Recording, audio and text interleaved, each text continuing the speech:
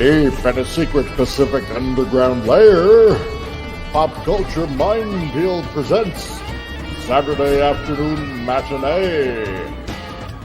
This is the Comic Relief Crusader telling you to get your popcorn and candy ready. Take it away, Martine! Come here.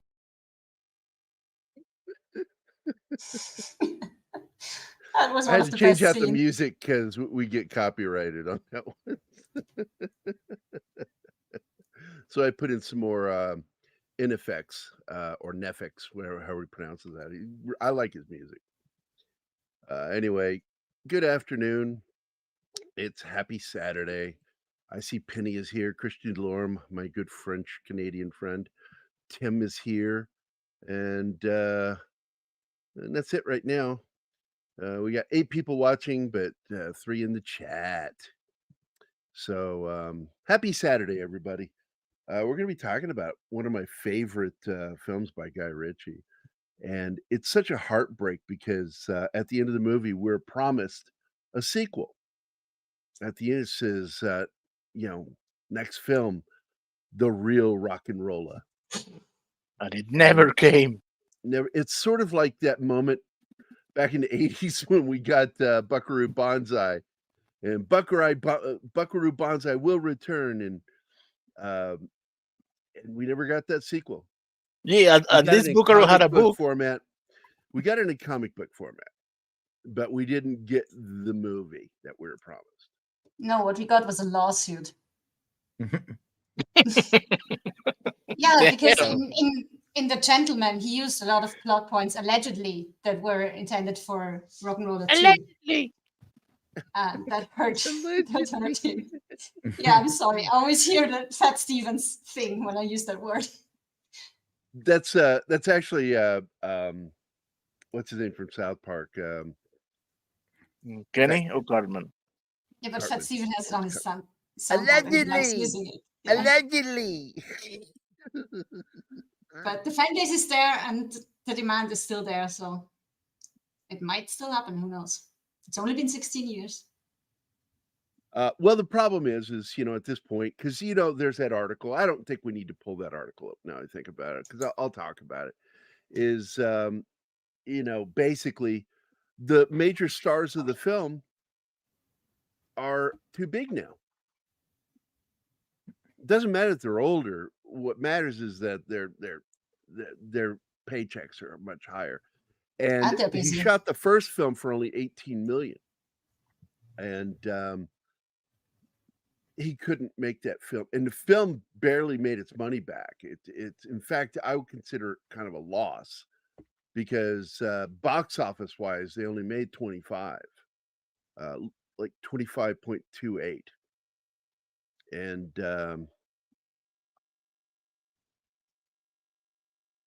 no, TGIF was canceled. Not this one. No, sir. I've canceled the last 2 TGIFs. It's just too much work for me to figure out what to do for a panel show. I need more of a team thing if we're going to do that. Otherwise, what I'm thinking about doing is just changing Fridays into another, talking about movies, new release movies, something.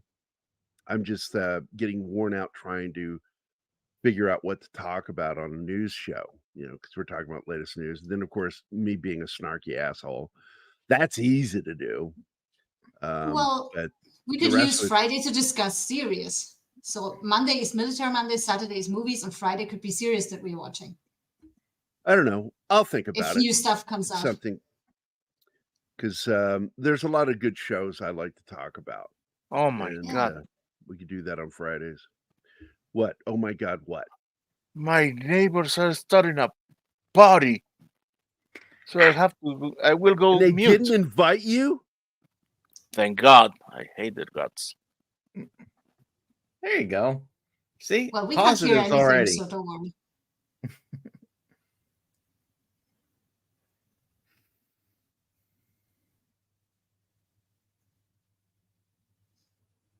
So, Kenny, you're going to have fun with this.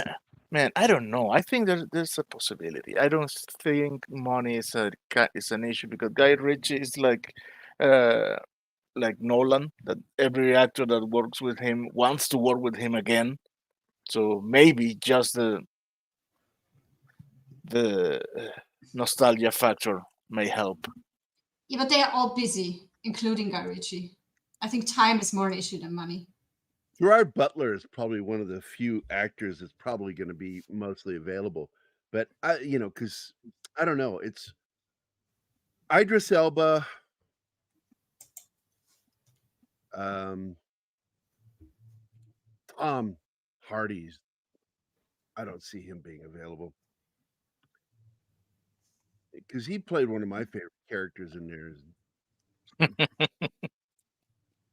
Oh man, that subplot was awesome.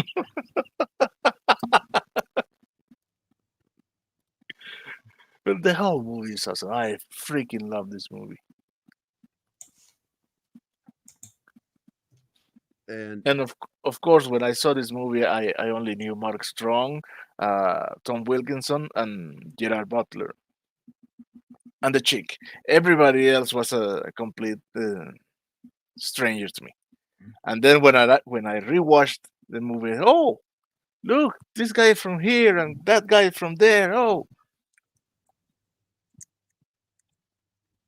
man, Idris Elba was so young.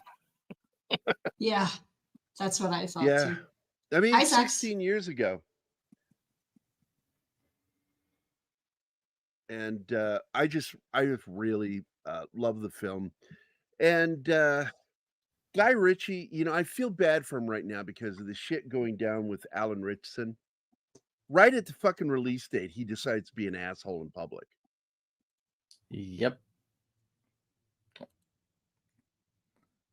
You mean an actor says something stupid at the wrong time? I'm shocked. I just don't understand why he would do that. And the film is tanking. It's like only made like $9.5 million on its second weekend. That's bad. Hey, Zach, how you doing, buddy? Man, if you want to join us, I'd love to have you. But that would be awesome. Would you say his behavior was ungentlemanly?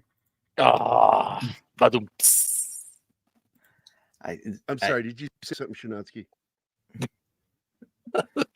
That was worse.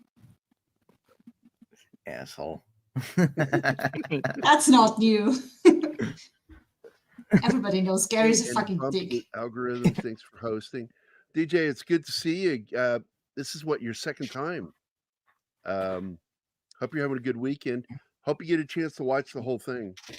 I love talking about this movie because it really is that unsung fucking hit by Guy Ritchie. It's a funny movie. I love films like this by him, and he needs to stick to doing these things. We almost lost him to Madonna. Thank God he got smart. And he's only done a couple of films I just didn't think were very smartly done. He was involved with that Robin Hood film and then the Arthurian Tale. Terrible. Stick to what you know best. Crime, action, comedies. Because he just knocks it out of the park every time. Oh man, we have to do Lock, Stock, and Two Smoking Barrels. Oh, I love that freaking movie. Despite Sting being in it. And I love Sting, but he can't act. Yeah, he shouldn't be in movies. Stick to music. Exactly. Do the soundtrack, Sting. Yeah. Finish the soundtrack and then go home and bang your wife for 24 hours or whatever it is you do at 12 hours. That was such a weird comment. I love Sting, but I'm like, what the fuck are you telling what, people? He said that? Yeah. Yes. Yep. Very much so. Listen, he's in Sting World. Let's he's Sting in his own little Sting alone. World. Yeah, he's in Sting World. You can have tantric sex with your wife for 12 hours straight. It's okay. In Sting World. In the real world, that will probably get you killed. Oh, it's just ridiculous. I mean, you could do it, but like, who would want to? Like, who has that much fucking time that they want to have sex for 12 hours? It's like, man, I could have built a model kit or watched a movie. That's all I'd be thinking. One movie? I mean, what are you going to do if you pull a muscle? I mean, you just go. You know what the problem with Hollywood is? I'm sorry. I clicked on accidentally. Because is that what what I was about? looking? Yes, what was I looking for? Was this one? Ah. Yes, I love how we're talking about the dynamics of sex, and your meat responses, nerd. I prefer building a model than have sex. Nerd! That's absolutely. Well, nerdy, you remember yes.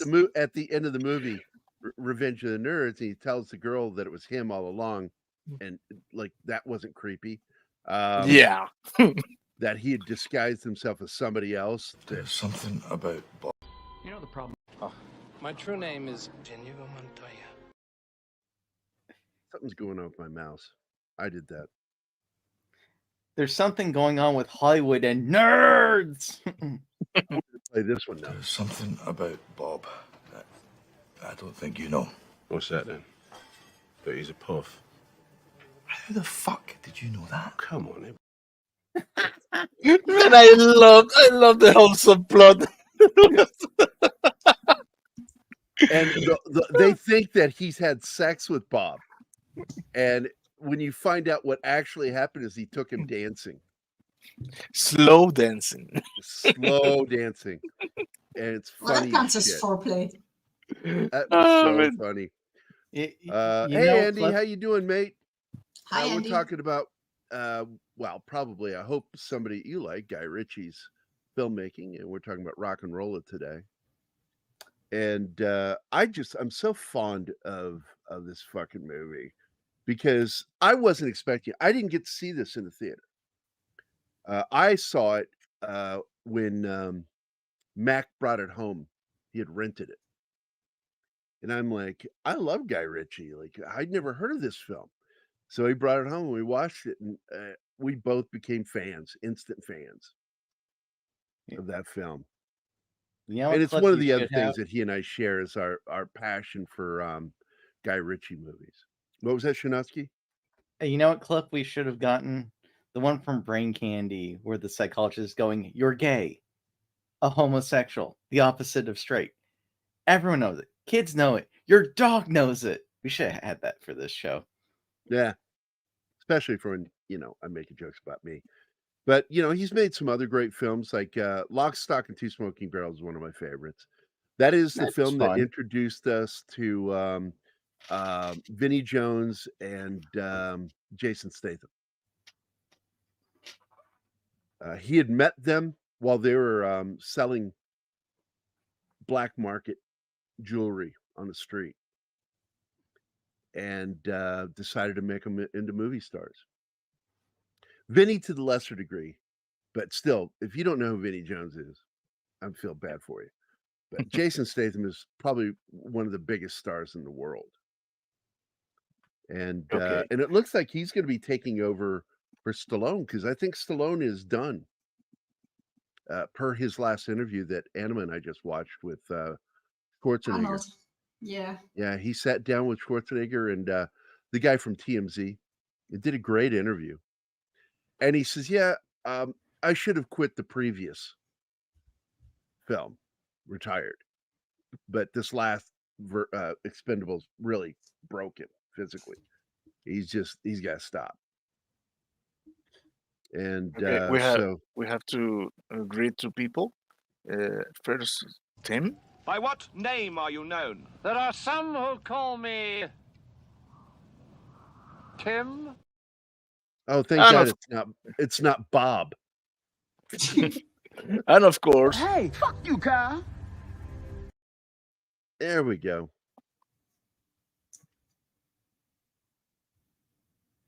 So Guy Ritchie, he's had his hits and misses. We can go over a few of those. Because there's just like, to my knowledge, there's only 3 films where he absolutely failed. And I don't count Aladdin as a fail for him because that's a Disney movie. It's a cookie cutter film. He had to just come in and make the movie. He gets credit, but it's not a Guy Ritchie film. His King Arthur Legend of the Sword was just fucking awful. I hated that movie. Aladdin was a Guy Gets Ritchie movie. Oh my God. And didn't he direct the Robin Hood film? I think maybe. Let me double check. The I'm looking at it right Edgerton now. one, right? Directed King Arthur. Seems like he did that, but maybe he didn't. I thought for sure he had. Nope, he didn't do it. So really, his only 2 stinkers, to my knowledge, is Swept Away and the King Arthur film. And he shouldn't have done either of those films. Huge mistake. Swept Away, I don't remember that one. Swept Away was the Madonna film I brought up earlier. Oh, that is why. But I think it's safe to say his biggest mistake was Madonna. Yeah, but he corrected that. I would agree. But he did correct it. Look, in 98, he did Lock, Stock, and Two Smoking Barrels. In 2000, he did Snatch, which is another out of the park home run. He did Revolver in 05, which I love that film. Then he turns around and he does ROCKNROLLA in 08. I mean, this movie is just fantastic, man. Then he makes really an off-kilter film for him, but it's great. Robert Downey Jr. and Jude Law with Sherlock Holmes: A Game of Shadows. Oh, I'm sorry. 09, he did Sherlock Holmes, then Sherlock Holmes: Game of Shadows. Almost back to back. And then he did Man from U.N.C.L.E., which I really do like that film. I just don't like Arlie Hammer. That fucking guy's a cannibal. What a weirdo. Then he made that King Arthur film really bad. Then he made Aladdin, which was okay. I didn't watch it. I don't care. Then he did Wrath of Man, which is a remake of a French film. And it's really good. Both the French film and the version he made for American studios. Wrath of Man's a very good Jason Statham film, action film, revenge film, just really good. Operation Fortune, Ruse de Guerre, good film. I watched it with Anima. That's where they're having the big fight at the end in the restaurant, and my buddy is one of the stuntmen. Oh, that was cool. Yeah. Then he did Guy Ritchie's The Covenant. And I love that he put his name on it. That's a really good war film. Then he did The Gentleman, film and TV series. And I was very pleased with both of those. The only thing I haven't seen so far is Ministry of Ungentlemanly Warfare. I'm not going to give them my money right now because fuck Alan Ritchson. I will never watch anything with him again. Reacher, done with it. I won't watch another one. He has pissed off too many people. Hey, it's Fat Steven. Hi, I'm currently in the wasteland. How are you doing? Oh, it's not bad. You're in the other wasteland. What game are you playing? Fallout? Yes. Or Fallout 4. No, it broke because of the update. Oh. Bethesda broke their own game. Again? No, that looks like New Vegas. You guys are all wrong. It's Fallout 76. Oh. Hello, I just came to say hi. How you doing? Because there was no Fridays. Yeah, I know. I'm beginning to think I need to rethink how we do Fridays because I need more help and I'm not getting it in setting up the show. So I'm thinking about doing like TV shows, talking about like a really good series. Like Fallout. Anima brought that up, and I think it's a great idea because we were doing that on Fridays in the mornings in the old days. I vote The Prisoner. Well, we did House of the Dragon on Thursdays. Yeah, so we save Saturdays for movies and we save Fridays for TV shows. You should start with Sequest, DSV, Hercules, Xena. Go back to the old stuff. Like, oh, give me a list, Steven. Are you still on Facebook? Yes, when I log into Facebook maybe once a month. Log in and just drop a list to me in our group. Yeah, I'll definitely, when I'm checking on geriatrics on Facebook. He was being as smart as Gerry. No, I do check once a month. No, about the shows, but fuck you. No, I was being expressed about the show. Sequence is a good show. It is a good Sequence show. is a good show. Martin, hi. Take the thing out of your ear. I was not shitting on Sequest. Really? Wow. Martin, why did you Bro came at me like a Cro-Mag. My God, man. What is up, man? Martin, you got a beef with him? Dude, no, I don't have a beef with him. What the hell is going on? I don't have a beef with him. I just had a beef with anybody who has a beef with Sequest. That's a huge bitch. Martin, I love Sequest. Allegedly. Hey, I don't have my clip. The stream right now for those that are listening on my end because I'm still playing games live. But like I was just jumping in to say, hey, sorry to derail this, but no, Sequest is good. Do Xena, do Hercules, do Young Hercules that they had on Fox Kids, stuff like that. Like there's a bunch of series out there weren't touched. Go start with Captain Power. Oh, I wouldn't mind talking about porn, Hercules and Xena in one episode, but I wouldn't talk about Young Hercules. I didn't like that one. The only thing good out of that was Ryan Gosling. Well, you can do a three-parter. You can do a three-parter. You can do the animated series that was at 6 a.m. That was like those 5-10 minute long cartoons of Hercules with the annoying newt. Never watched it. I've never even heard of that. I know they had like a direct to VHS movie they did of Xena Hercules. That was about it, as far as I know. You all still are a gamer? You did not. I'm still here. I'm still in the bunker in White Spring, guys. Alvin, that's the things we do to make you come here. Yeah. I've got it. Oh, Arwen is here. She didn't get enough of me fucking with her last night. You're trying to be funny again? I hope. Yeah, I'm telling you to stop it. We were as a group, Loki, everybody, we were just kind of fucking with Arwen last night. It was funny. Plus, we get to see in our private chat, the group chat for Loki's channel, a great video of a rooster crowing to the point that he passed out. And I tagged it with Arwen going, yeah, he got the vapors. But that's Mark Strong with hair. A lot of people forget that Mark Strong used to wear a hairpiece. He doesn't bother anymore. But there was a time when he would wear hairpieces. And they de-aged him slightly, him and Thandy, I can't pronounce her first name. Thandy Lewis or Newton, Thandy Luton, is that it? Thandy Newton? They de-aged both of them. Newton. Yeah, Thandy. Okay. Anyway, they de-aged both of them here. I thought that was neat.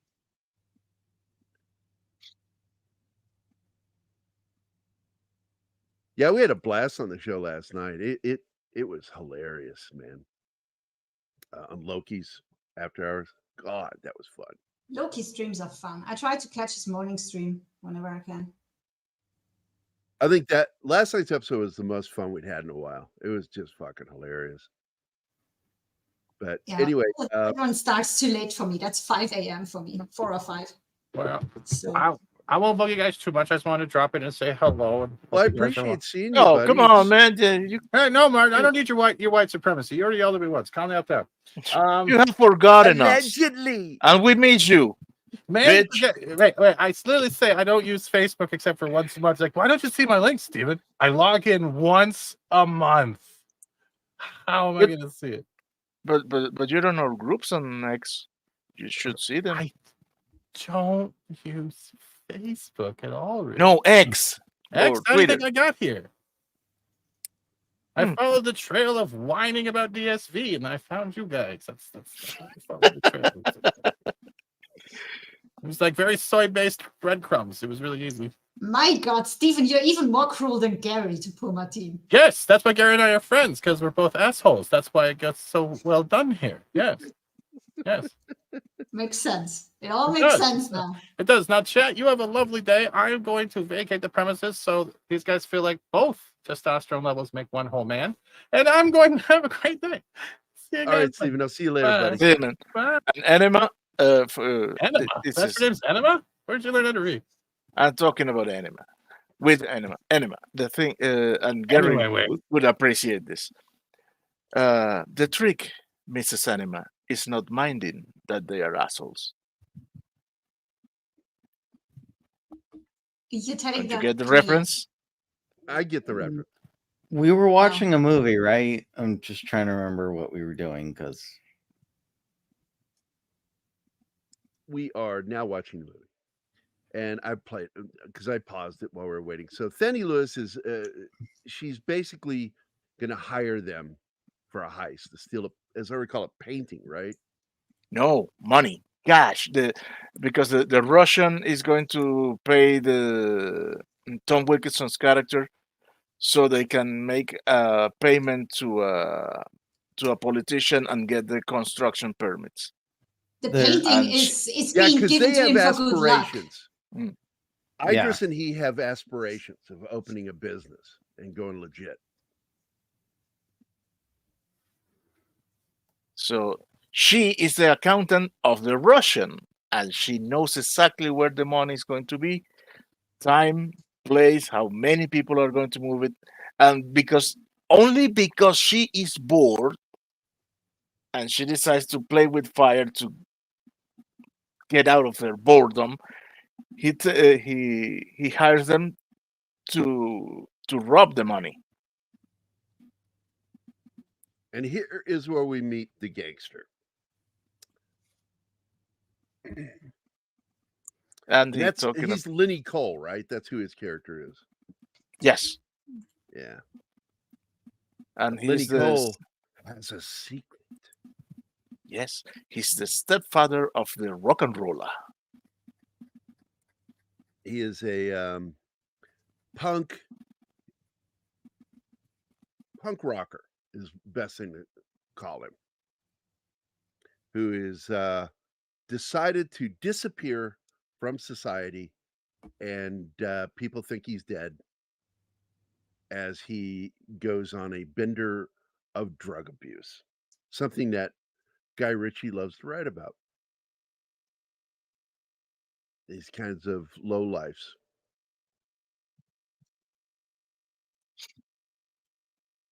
The Robin Hood thing. There's always that romanticization of gangsters we have for some reason.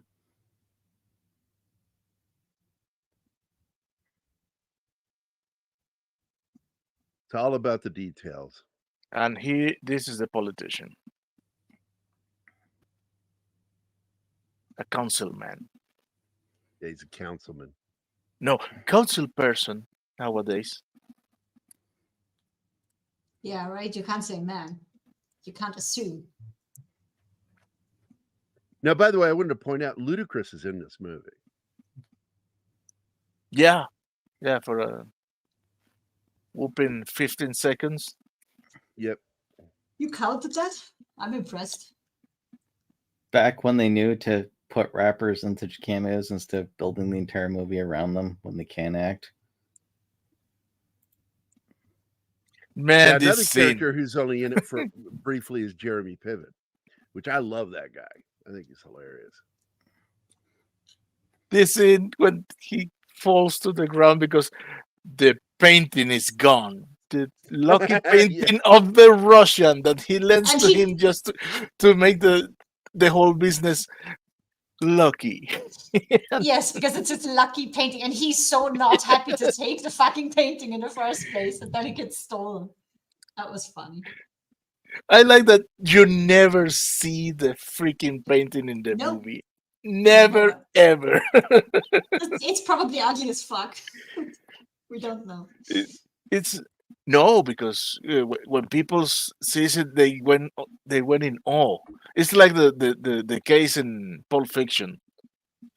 Yeah, but that's because it's worth a lot. That doesn't mean it has to be nice. Art is weird. You can do the ugliest shit and sell it as art. and people will buy it. Oh, this scene with the whole slapping scene. Come on, go on, slap him. Not that way, with the back of your hand. Not that way. Do you want me to slap you too?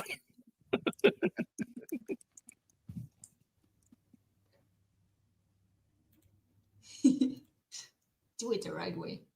Oh, fuck. Man, this movie is awesome. But I haven't seen yet a 4K release of it. And with its the money it made in the box office, I seriously doubt we'll ever see it. No, like I said, Mark Strong could probably be affordable, and I got to be, sadly, I think Gerard Butler is affordable at this point. Maybe. No, I'm talking about a 4K release. Yeah, 4K? Well, that can happen. That can happen because with the movie being now available on streaming, it's being rediscovered or discovered by younger audiences. So there's definitely a fan base there. I think it'll only happen if it's ROCKNROLLA Has Fallen. Well, that's your best bad joke ever. Yeah. The good news is, if they ever do it, we don't have to worry about Tom Wilkinson, because we did lose him last year. But he was also dead in the film. He got killed. So. That's for you, Shanatsky. You earned it. I love you Here's too, your reward.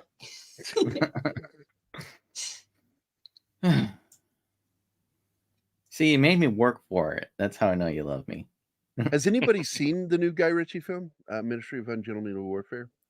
No. No.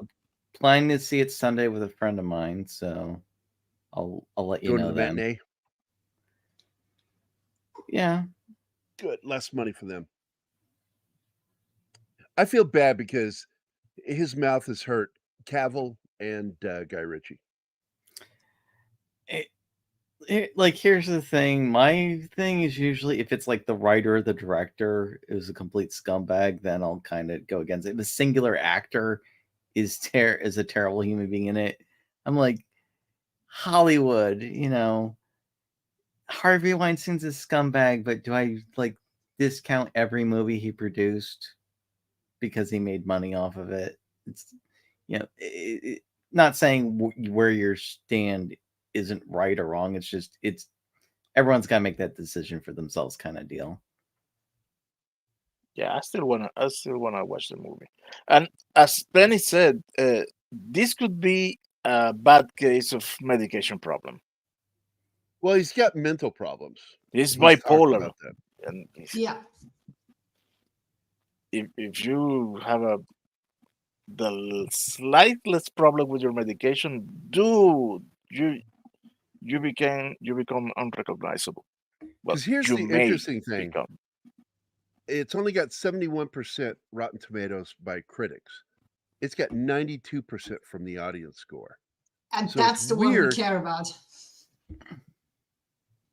It's weird to see that high a score from an audience and have it just sucking hind ass on the box office. Sometimes it takes time for the word to get out, like case in point, Dread. Don't do it for Richson. Go watch it for poor Henry, who all his projects are being shut down. Right now, it is now officially, as of today, at 13.2 million. Which is not good. Yeah. No. I mean, may have seen it yesterday, but it was Alien Day. They had the 45th anniversary, so I finally got to see that in a theater, which was awesome. Clay says the movie's average. Yeah, that's what I've heard. So, like, basically all the Cavill stuff, his group of people, but then they cut to another group, and apparently they don't quite mesh that well, or something like akin to that.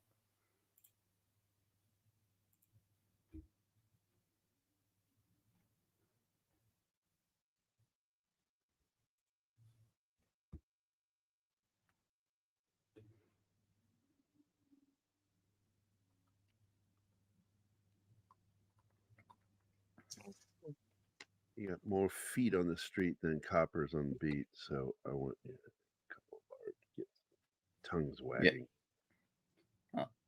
Yeah, I mean, even when it's not his best films, I think Ritchie's strength is his dialogue. That's like the thing he's absolutely boss at. Yes. Yeah, snappy Yes. dialogue. I got to tell you, if I had a choice between Guy Ritchie and Quentin Tarantino with snappy dialogue, I would go with Guy Ritchie. Guy Oh, Ritchie. definitely, yeah. Yeah.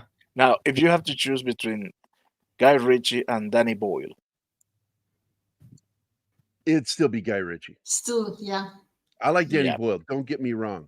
Oh, okay. But absolutely, Guy Ritchie's dialogue is always just top notch. I like how the rocker, even when he's high as a kite, he's so eloquent. Uses big words all the time, like he's giving a dissertation. Well, I feel that Guy Ritchie still does it for purposes of advancing the story. Quentin Tarantino basically goes off the rails because he loves his use of language. Well, his thing is you can fit his dialogue at any point in the story because it has nothing to do with the story. And it's great, snappy dialogue, memorable.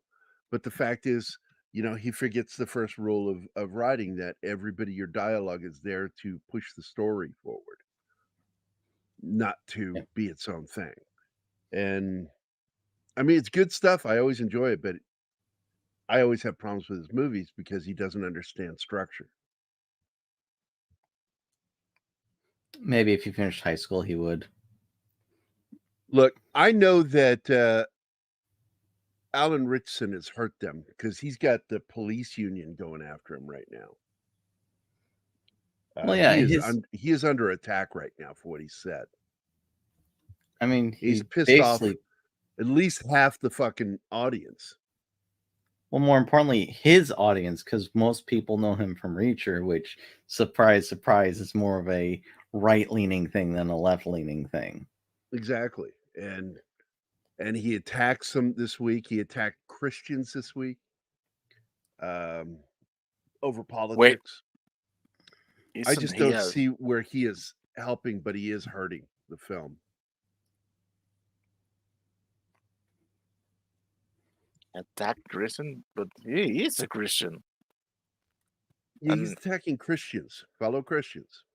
And his YouTube channel is all about religion. He's saying that anybody who voted a specific way for a certain person can't be a Christian. Oh. There are different types of Christians too, and not all of them are cool with each other. Yeah, I mean, remember all those wars between the Catholics and the Protestants. You know what I mean. You believe in God, I believe in God, but I don't believe in the same version of God, so fucking die. I believe in aliens. Allegedly. Allegedly. But that's what I think, Zach. I think that he did things right before the release, and it did damage. Yeah, he's fucked up big. Maybe it is to deal with his mental problems. If his medication was off, yeah. But people aren't going to forget. On top of that, I thought they had done a fair share of marketing of the film, but I think it could be a failure of the marketing. Yes, to be honest, I have never seen marketing of that movie here in Mexico. Not an iota of marketing. I only saw it on YouTube. I haven't seen any elsewhere. Yeah, there is none. Oh yeah, that was another thing. Apparently, they only released in the U.S. and Canada or some crazy shit like that. 2,500 theaters is what I heard last night. That's too little. No, they're not little theaters. They're regular theaters, like for people. The number of theaters. Oh. Stop playing dumb, Gary. We all know you're an idiot. Who's more the fool or the fool who loves them? So you're Ouch. saying Emma should no Ouch. longer love you? You're playing with fire, my friend. There's only so much. No, you you can have been tolerate, demoted to you know? friend. Gary, when you meet Anima, she's gonna give you a big hug and then she's going to Stab you. slap you across the face. Oh, Okay, he's I going want you to know get that hit this by a scene teddy is bear.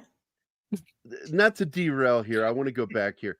This is the big scene when Bob reveals that he's gay and has feelings for Gerard Butler's character.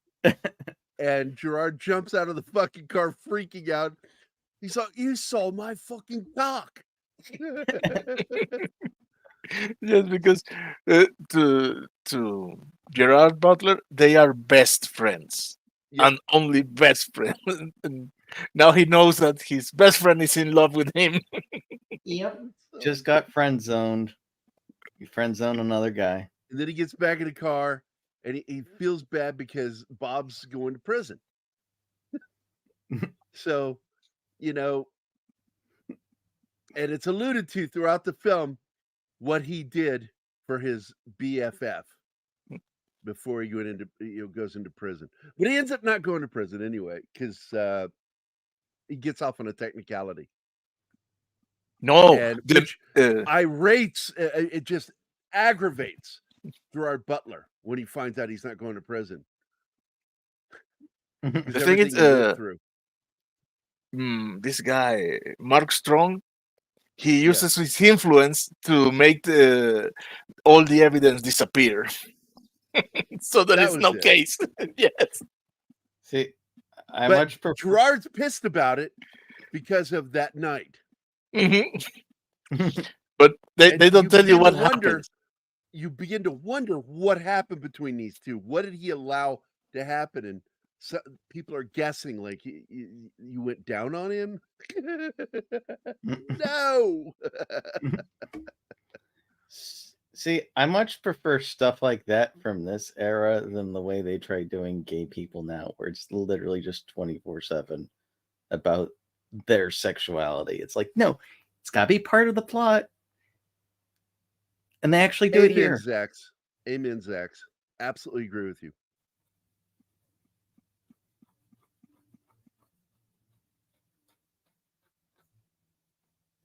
I don't think it was that way. There was marketing, but I think that first weekend scared the shit out of them. They pulled all the marketing.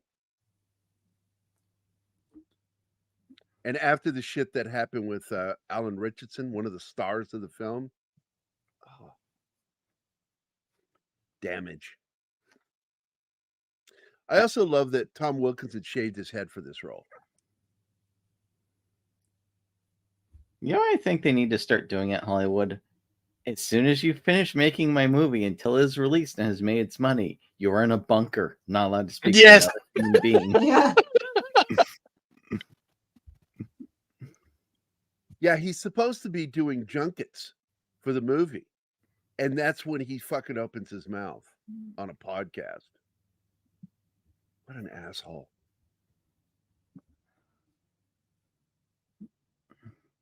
And he's hurt his career because studios won't hire him now. Because he sabotaged his own film. What an idiot.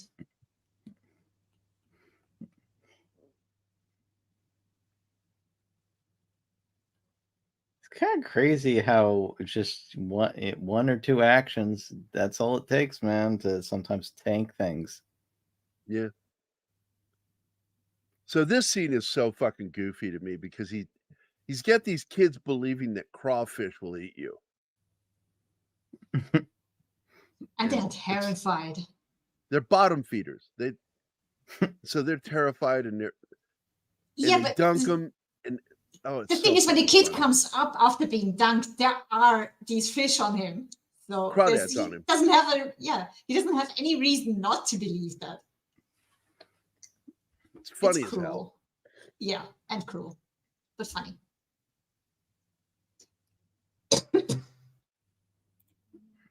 Sometimes you worry me, animal.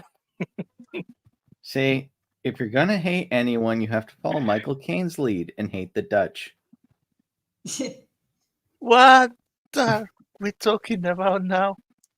But you know that until I watched this movie with Gerry, I had no idea these fish existed. I'd never heard of them. I thought it was scorpions or something. they're not Where I grew on up, the they're kid. called crawdads, but they're crayfish. Yeah.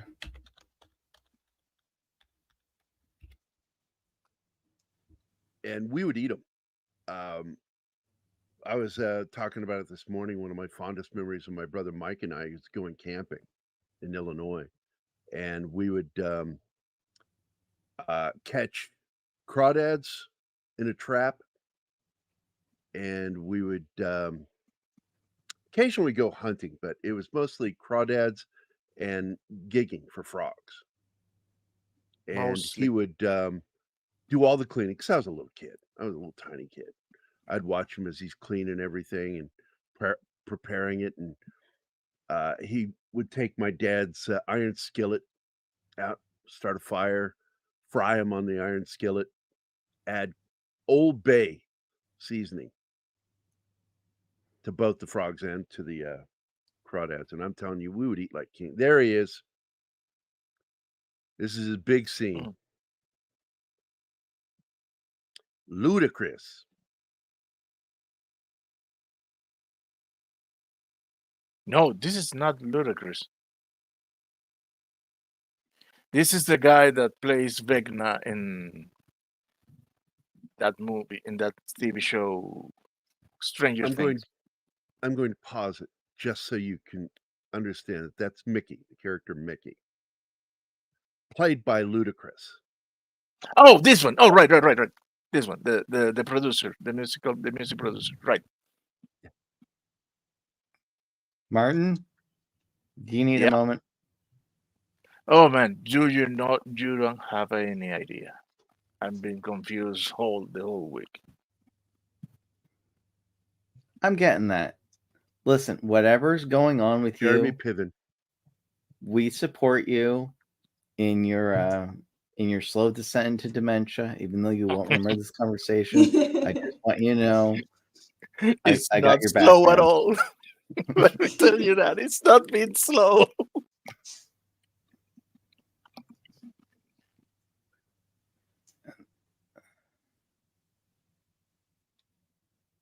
Oh, sorry. And here we have the rock and roller himself. 15 years earlier. Now, this was an early film for Gemma Arterton. She's a really good actor. She's in the second Bond film with Daniel Craig. She gets killed. She's plays the spy that has to watch over him and then gets murdered. Yes, and in that The oil-covered one? Yes. That's And Gemma. she's on- And what? And she's also in those horrible remakes of Clash of Titans. Holy shit. Gemma was oddly born with a mutation with her ears and with her, she had 6 fingers on one hand. And you can actually see the scar where they surgically removed it. Damn. But she's a really good actor and she's gorgeous to look at. Strawberry, yeah. you know. Don't know if she's a ginger, but she's definitely a strawberry. But she was one. Her name in the Bond film. Do you remember? No, No. I don't remember. It's a Beatles reference. Trying to remember. Give me a second. Hey, look who's here! Strawberry Lovely Fields. Sherry. Strawberry Hi, Fields. Sherry. Hey, Nice to Sherry. see you. So Haven't seen you good to see you forever. again. Yeah. I see her every once in a while because she's in the chat with Loki. I saw her last night. But yes, very good to see you, lovely Sherry. Hope you're doing well. But she played Strawberry Fields in Quantum of Solace. God, that movie is such a mess. Yes, it is. It's just us now, honey.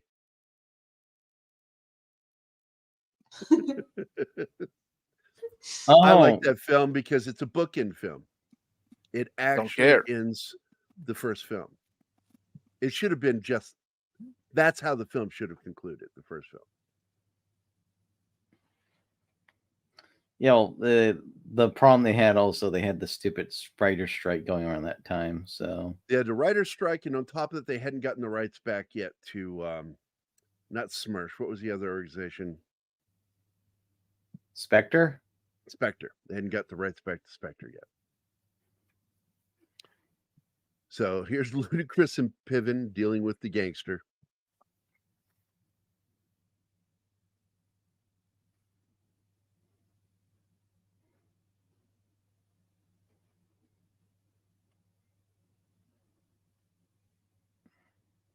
Ah, yes, because the gangster is looking for his his stepson because his he son knows.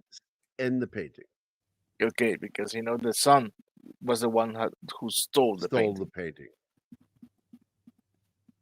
And he knows the kid isn't dead because he has done that before. Well, kid.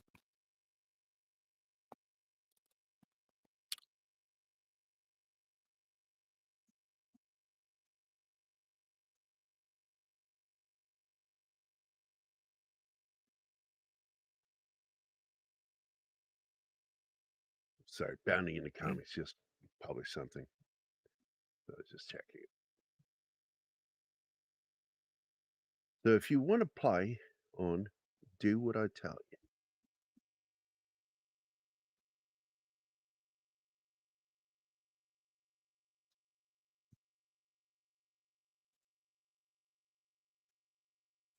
You. And Mark What do you think? We are gangsters?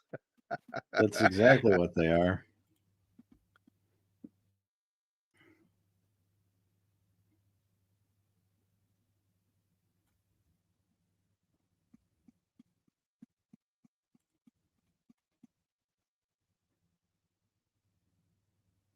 Is this a scene where he asks him what they did because he heard rumors? No. Or is that happens that happens later. Yeah. Between just Idris and him.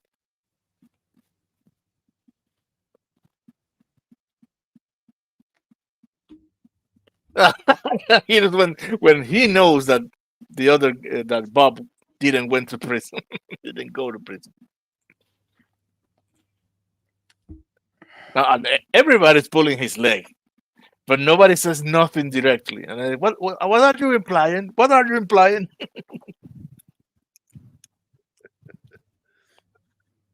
Strong wearing a hairpiece still. You know what's amazing? Her daughter looks just like her. It's Do we weird. know? Did he have to? Did they make him wear the hairpiece, or was it his decision? This is in the 2000s, so I think he was choosing to still wear a hairpiece.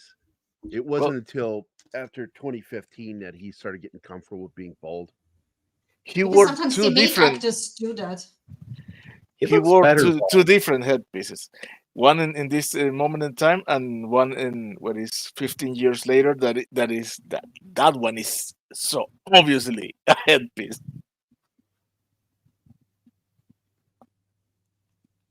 Yeah, it's funny. You got two actors in here who wear hairpieces that are actually bald, and an actor who has hair that shaved his head to be bald in the movie.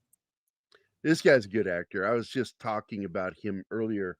Then talking about the movie that really skyrocketed his career was 15 Minutes with De Niro and the Irish kid. I can't think of his name.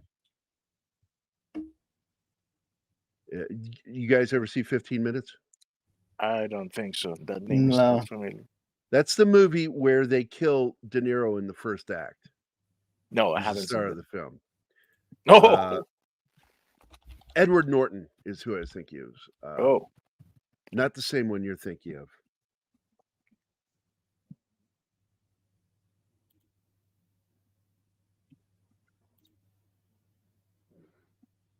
It's not Norton. It's Burns. Edward Burns. Yeah. He plays De Niro's partner.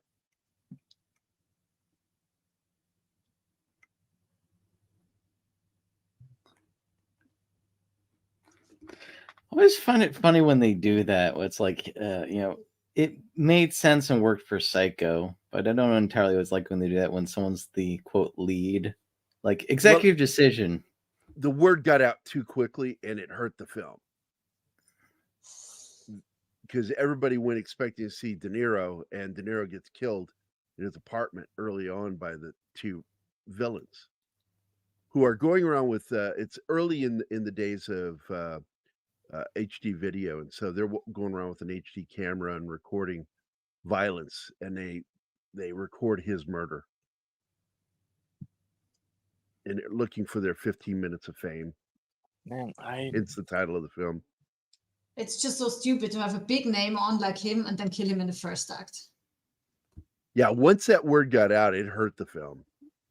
Oh well, it worked for Psycho. Well, she wasn't that big a name, is why.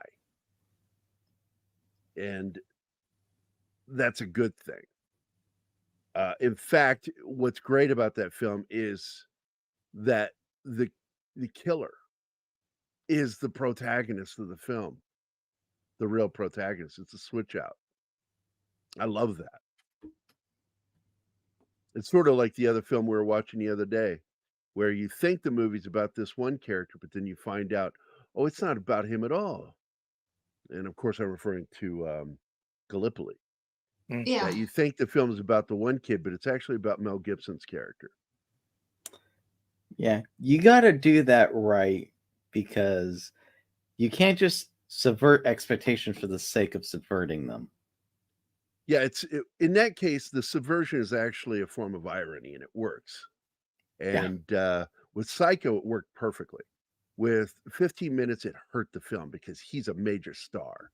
You don't announce a major star in a film and then kill him right at the beginning, and then expect people to keep their mouths shut about it. It is a good film. I think it's a good film, but. And then there's Rian Johnson, who completely misunderstands that at all. Yeah. Well, here we go. This is a great party scene, and Gerard Butler cannot dance. No. So he's off with Sandy while Bob is trying to put the moves on a guy that's going to help them with a caper, and so he's doing his job as Gay Bob. And yes, that's and the guy is, right here. Who is the husband of Thandie Newton's character? Yeah, and she says in the beginning, I'm a very I was hoping more to my life than being a bird. Beard. The That's beard right.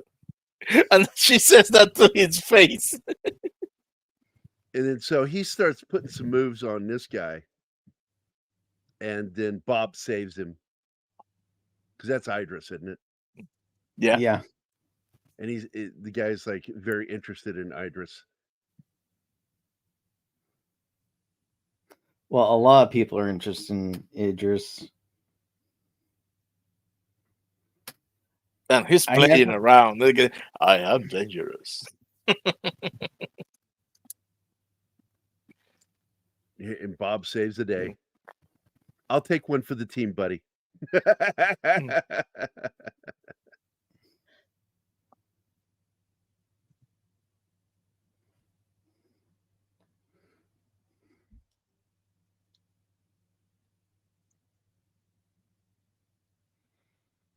And this whole movie is awesome. Everything. Yeah, he says, "I'll give you It anything is. you want. Yeah. You give us the info we need." The acting, the directing, everything. That's.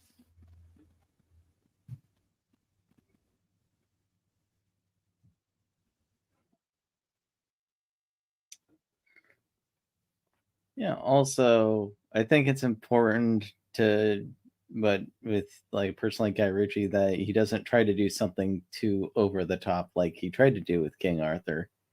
Like, limitations help him as a director budgetarily.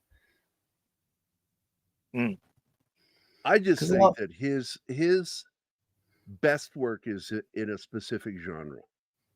Crime. Comedy. British crime. Comedy. Great with comedy, but he works best when he works within crime. I mean, even with Sherlock Holmes, what makes both those films work is the fact that it involves crime. Yep. There's the real ROCKNROLLA. This part, the irony of this part, because the producers are looking for that guy who is on their monitors, but they are not seeing the There's screens. Gimma, by the way.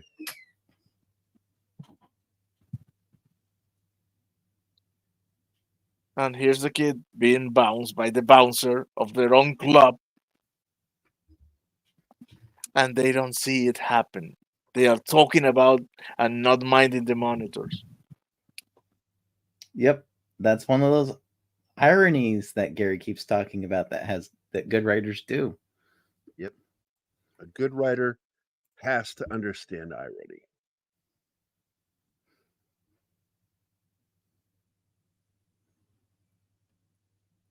Which is not the same as subversion, but too many people confuse those.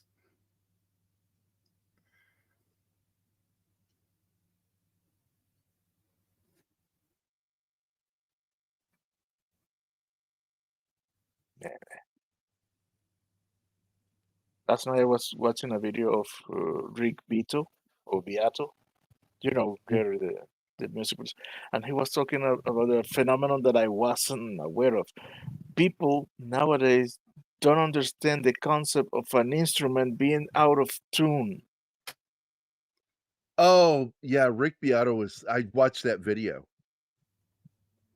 And he was asking, am I the only one? Am I going crazy? No, man, I can't understand that either. In fact, I didn't know that people didn't know that. It's because most people don't. It's kind of weird because a lot of people only pay attention to things being out of tune with itself or with another instrument. They won't catch if something is out of tune when they're listening to it. They just don't. They're too casual a listener. And it was a funny rant. It really was.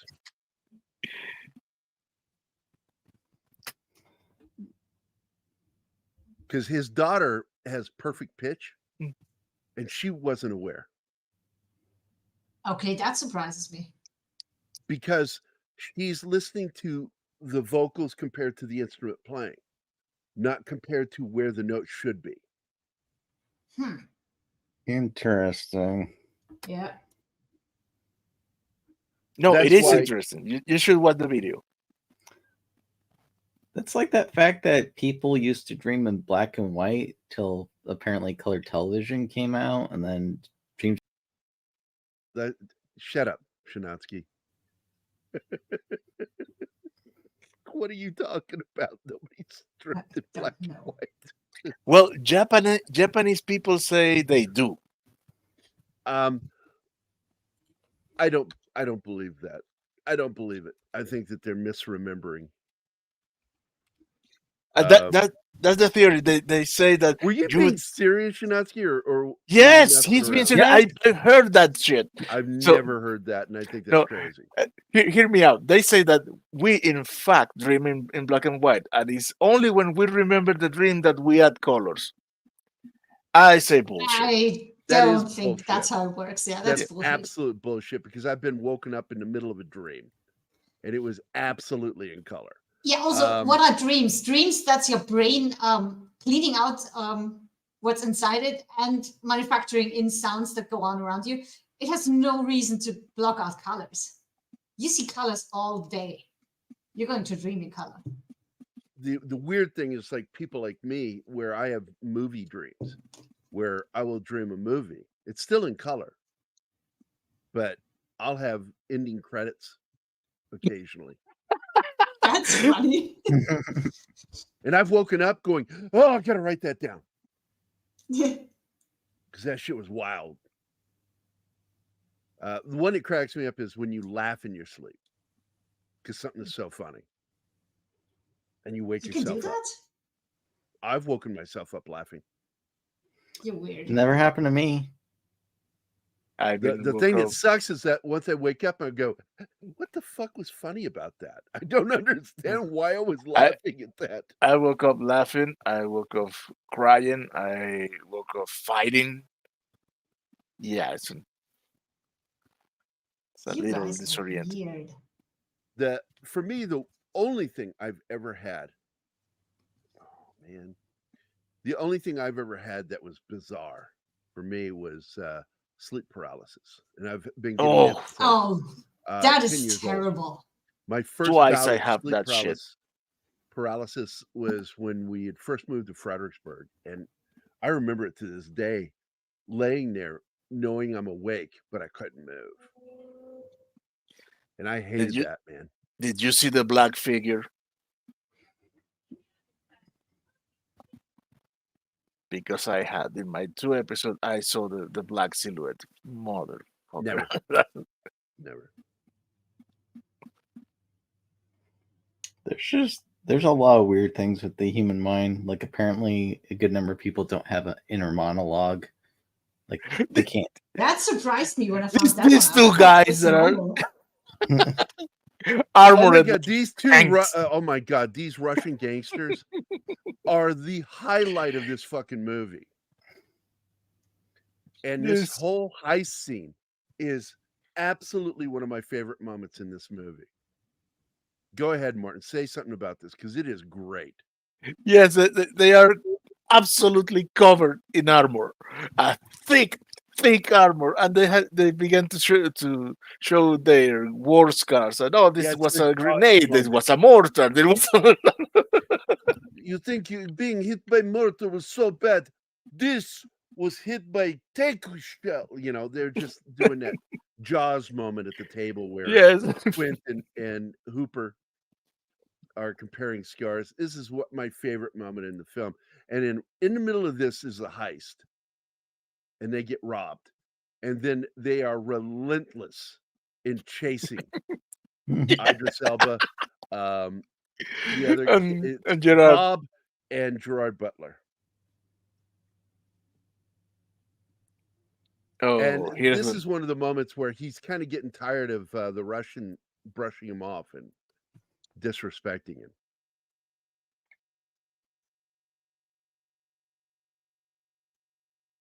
Well, the Russian is not happy either. He's just learned that getting he's been jerked robbed around. twice, and Yeah, right. and he knows that his painting is missing. I would like to just sit down sometime and just pick Guy Ritchie's brain That would be interesting. of where these things come from. What inspired him for each thing that's in like this script in particular. You'd probably go, when I think of evil, I think of my marriage to Madonna. That might be a good inspiration. I remember when he tried to warn the world about Madonna, Now I got to tell you, and nobody believed him. I prefer Sean Penn when he was pre-Madonna and Guy Ritchie post-Madonna. No, I also liked him when he was pre-Madonna too. I thought he was always a prima donna. Oh, but So here the Russians passed out, and he reaches in, and this is the funniest moment. You see him reach in, and he gets pulled down into the fucking car. The Russian grabs him and pulls him down. Oh my god, this scene is so crazy.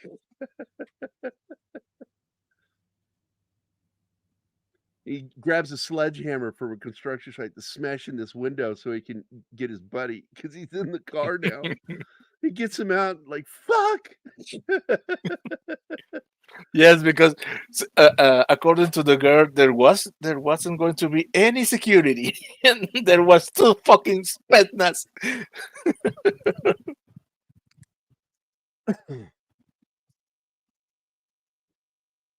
with Yeah, and she's Assault watching, by rifle. the way, Yeah. from a building. The whole fucking thing.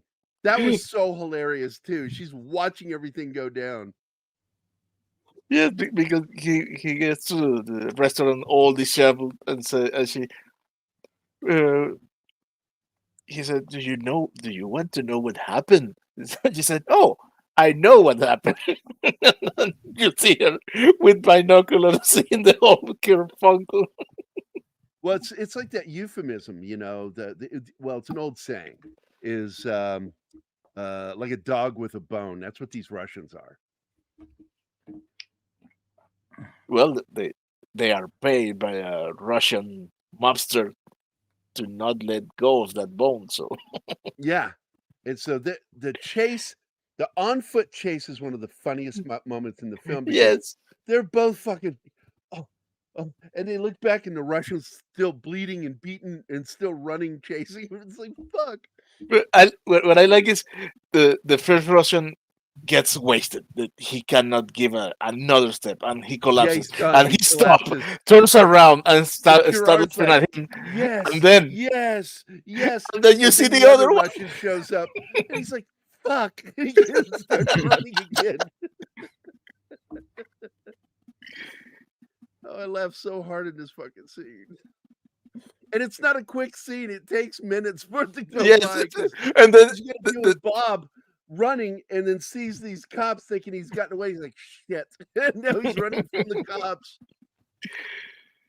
And I like how Gerard is all tired and wasted and trying to run away from the Russian, and the Russian is going to with a pace like a machine. The Russian looks like a Terminator. I am going to get you.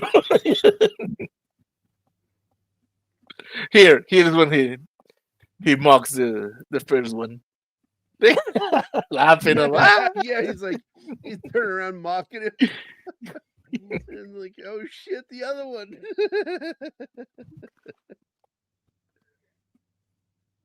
Somebody just called me and they hung up.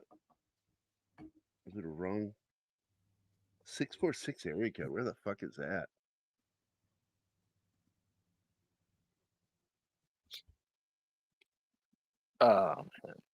Probably a scammer. Don't bother. New York City. I don't know anybody in New York City. I guarantee you is a spam call.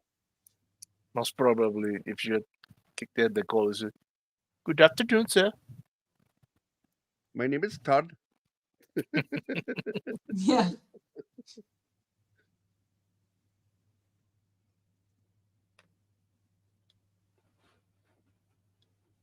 Man, he even hits the Russian in the face with a wooden stick, and the Russian. Oh, that one there. Yes, I'm unstoppable. He does the BJ.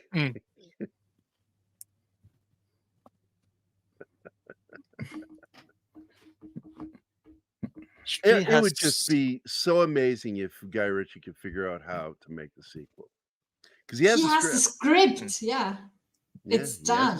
It's just been lying around for like more than a decade. Man, Thandie Newton has such a magnificent resting bitch face.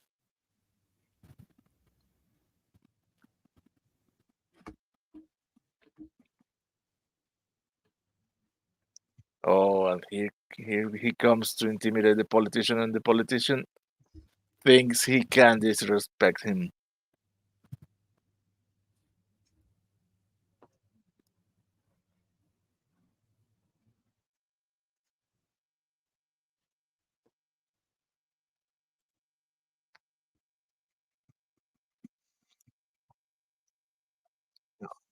Well, and Thandie's character, I think, she's a bored rich housewife. And she's gorgeous. That woman is beautiful.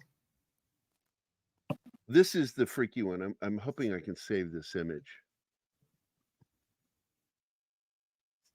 What, with her daughter? Yes, it's a web. Oh, that's amazing. They are like copy paste. It's ridiculous. It's bizarre how much they Yeah. look alike. It's like they cloned her. Mm. I saw that and I was like, how can she only be 50% of her mom's genome? She's like a 99%. Well, it's random, so it's unlikely, but there's a chance you just might get all the genomes of one of your parents be dominant. I don't think that's possible. But Oh here, no, it is. I'm going to Completely upload this image here Yeah. just to show you. I'll pause the Yeah. slideshow because this is a good scene. Because this is where he gets the shit beat out of him. Oh, yeah. I met a mother and her daughter looked exactly like her. It happens. It's rare, but it does happen. Here it is. Where? I can see it. Oh.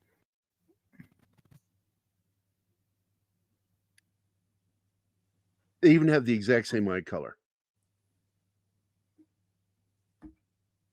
It is so weird. If ever she needs a younger version of herself, her daughter is the one to do it. She's Yeah, perfect. Val was able to do. I mean, not Val. I'm sorry. Kurt was able to do that with his son because his son does look so much like him. One of the more famous examples is actually Marie Laveau. There were actually 3 of them, but they look so much alike that they just switched off, which helped increase Farmiga the too, mystique. but that's not her daughter. Farmiga, No, they are her sisters. younger sister. She's just a lot older, and so her little sister has played her when she's younger in the They even played Nun mother and daughter.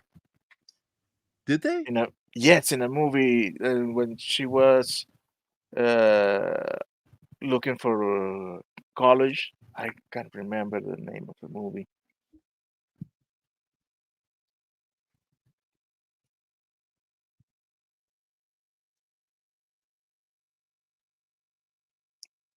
It's an okay movie. Yeah, it's Taisa Farmiga and Vera Farmiga Mhm. are actually siblings, but they look so much alike. It's really creepy. So that is wild. Do you remember what movie it was? No, let me look for it while you entertain the audience. If my browser It's works, a long that's call it. back to the car. This is so brutal. Beat him with a fucking golf club and broke his leg. That's a brutal weapon, man. As Joel from Last of Us. Actually, one of my favorite golf club moments was after the incident with Jack Nicholson when he hit a guy's windshield with a golf club. If you guys remember that shit back He in the did 90s. that? Oh yeah. The guy pissed him Wow. off in traffic. And Dennis Hopper was good friends with him. And Dennis called him and he says, don't tell me you used the wood on that window. And Nick says, what? Do you think I'm crazy? No, I used the 5 iron. Oh, God.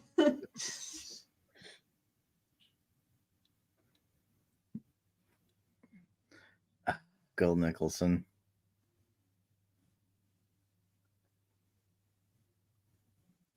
Well, this is weird. I can't find the movie.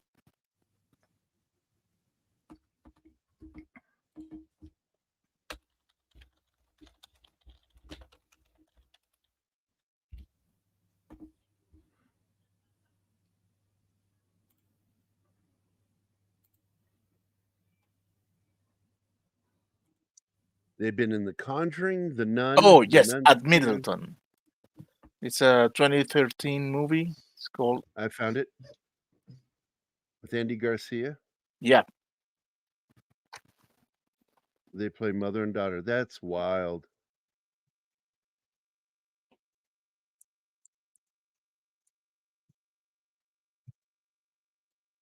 I like that movie.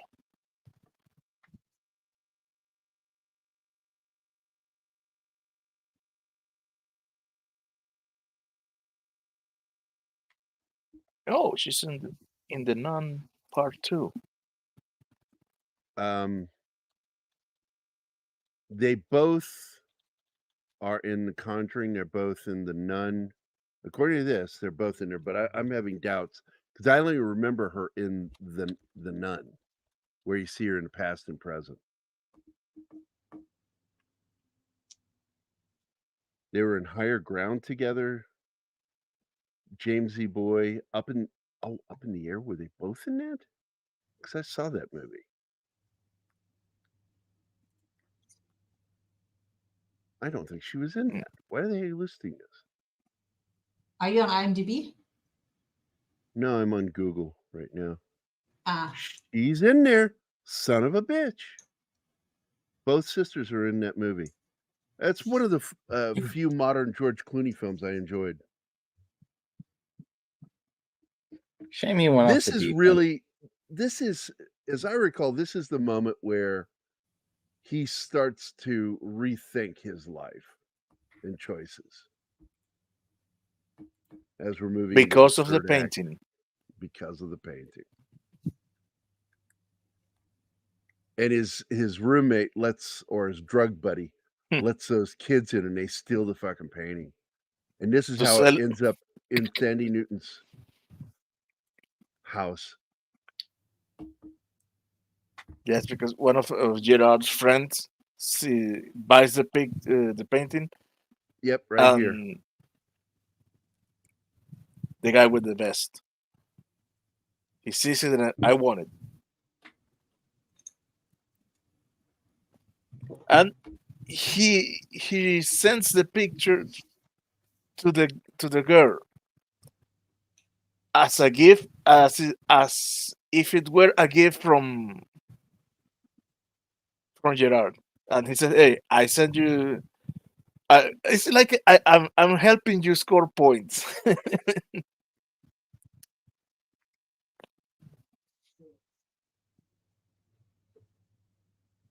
And it almost gets her murdered.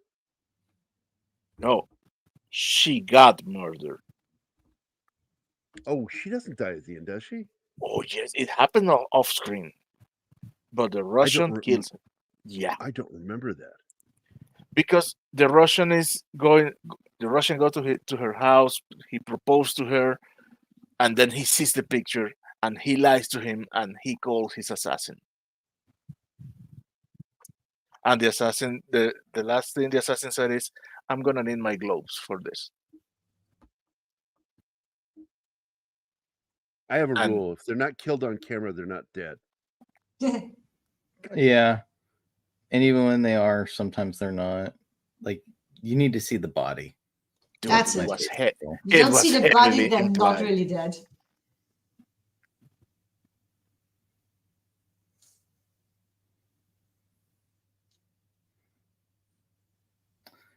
Unless it's comics, in which case they'll make up any sort of bullshit to bring people back. Or if it's Star Wars and you somehow Oh, science can fiction return. period. Science fiction period, Martin. They pulled No, weird but shit all over nothing the beats genre. the somehow Palpatine has returned. Oh, yeah. Yep. My fucking God, what that line? Guy gets thrown into the Death Star's reactor. That reactor then gets blown up. The rubble then crash lands into a forest moon. Somehow he's okay.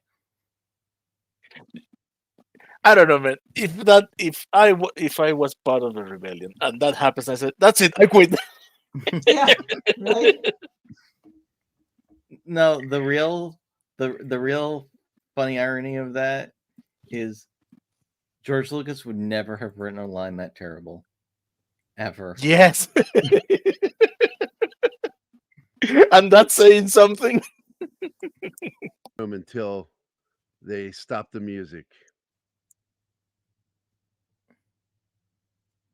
And they intend to have some fun with him.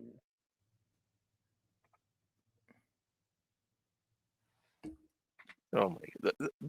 That scene was so out of what I was expecting. Hey, I was expecting a quick death or a torture scene, but not what not what they put on the screen. And it was what? It's one of the best scenes, though. Oh, and here they got the guy at last. See, all they think they have to do is return him, and then all is good, and they're just gonna be able to walk the fuck away. Because they're not gangsters, they're not bad guys. No. They're not tough guys. They're music guys.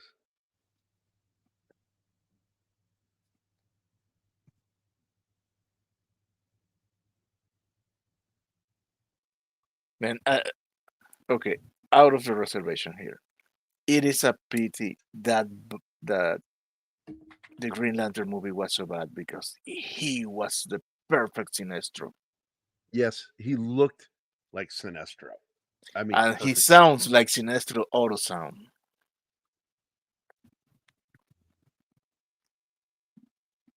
By I Darkest love Night. the celebration of some of his work, man. I love Mark Strong. Kick ass. He was so good in that. Here we go. the look of his face. Fucking help me! Well, I didn't get the surprise factor that you had, Martine, because of course Gerry spoiled the scene, but it was still hilarious. It's my favorite scene in the whole movie. Yes, I'm gonna play it I'm again. gonna. I'm playing it. Oh my god! I love how he's so casually. Oh, is this a bad time? And the guy in the back. Well, he does catch them literally with their pants down, so. And then you hear the gunshots Probably used his from own socks. outside. He probably stuffed his own socks in his mouth. Ew. Ugh.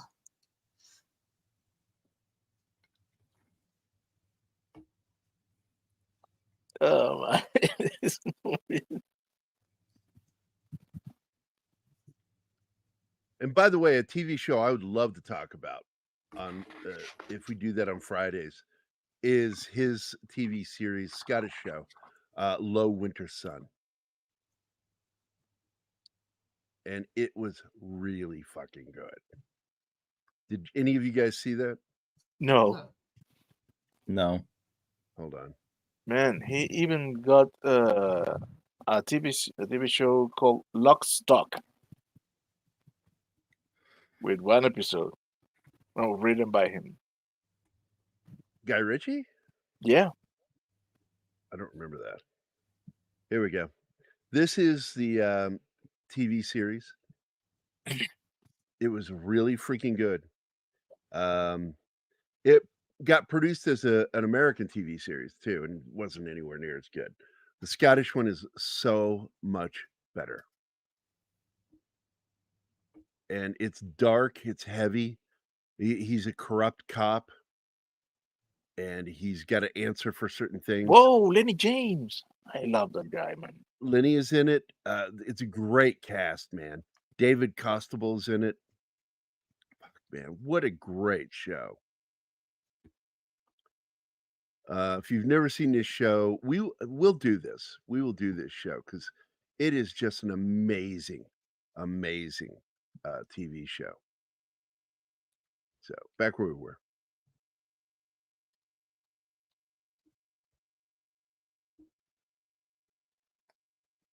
Yeah, I'd want to do Mr. In Between. And it's one of the first things that he did where he didn't bother covering up his head. Now, did you know that previous to that show, there's a movie called Low Winter Sun with Mark Strong. So I guess the show is a continuation of the movie. And yeah, it came out. Yes, it's the same character. Yeah, he's playing the same character. I never saw the film. We need to find that. On it. Oh, here comes the Russian with his lovely intentions. Would you marry me?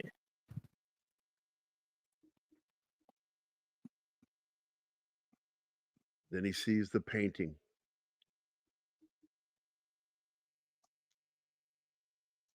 And she doesn't know it's his painting, so she comes up with a no.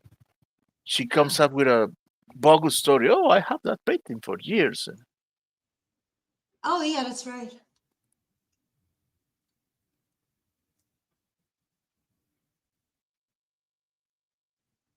and that you can see his heart breaking.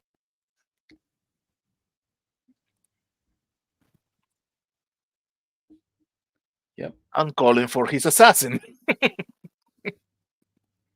Well, you know, that's the way you do it. It's good. Okay, setup no, and it payoff. is the same story. The movie is the Mhm. same story. It is not a continuation. It is Oh. the TV series is a remake of the same show or the same film, same story.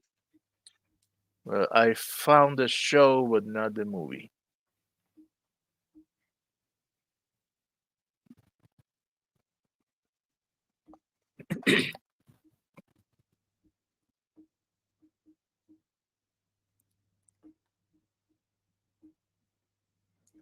I like how the kid played everyone in this final act because he knows all the dirty secrets and he starts to dispense it with a drop by drop.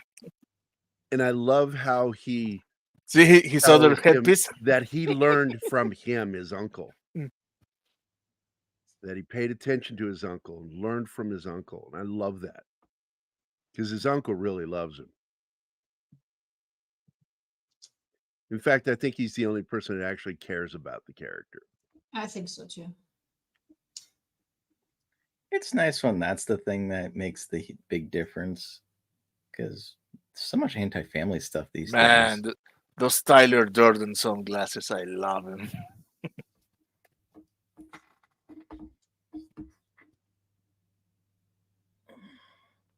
Oh, I found it. It's a Russian YouTube copy of the British movie. God bless Russia. It's piracy. With the There you go. voiceover? I don't know. I'm just going to hand it to you if you want to take a look at it. It's right there in the Oh, yeah. chat.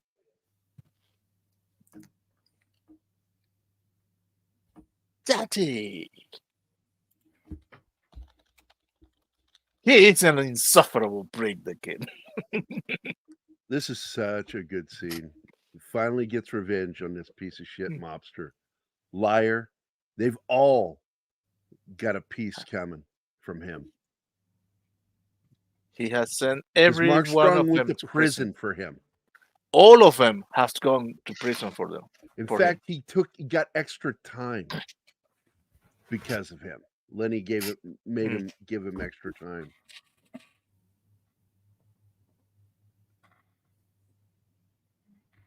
He was the freaking informant they had been looking for. Kind of like in The Departed. I just checked. Yes, it's got the overdub Russian.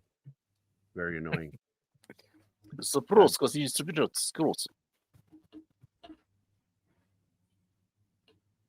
Знает, пласибо.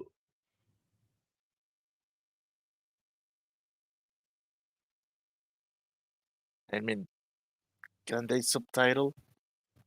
Is that so hard to do?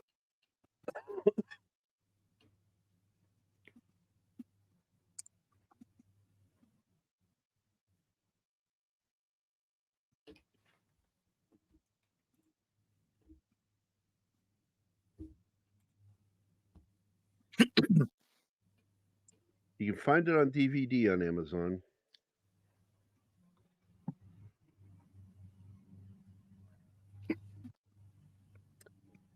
Looks like it's available on Apple. Oh, really? On Apple TV? That's what it says. I'm on Google. Oh, nice. Oh, shit. We lost the Apple TV subscription.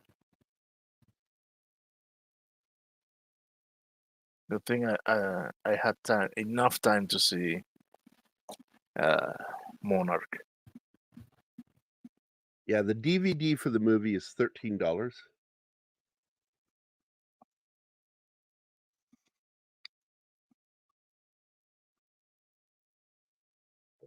Apple TV. Let's see if it's the show or the film.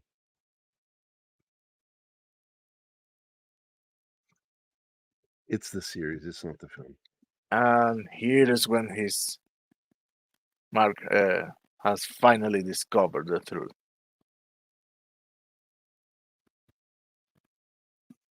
Yeah, Mark Strong.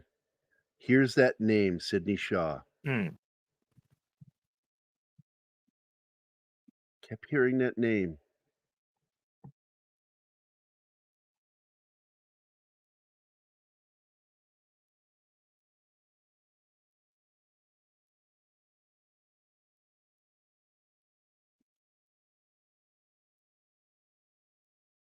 Oh, this scene when he describes what they have in plan for them.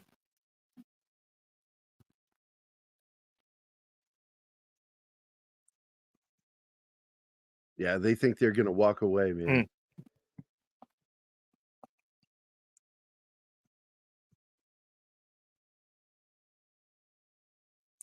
Man, I can never retain the name of that guy. What guy? The rocker. The actor's name or the character's name? Yes, the actor's name. I can never retain him. I have seen him in Ben-Hur. I have seen him in Black Mirror. I have seen him in a lot of places, but I can never remember his name. To me, this has been his best acting job to date.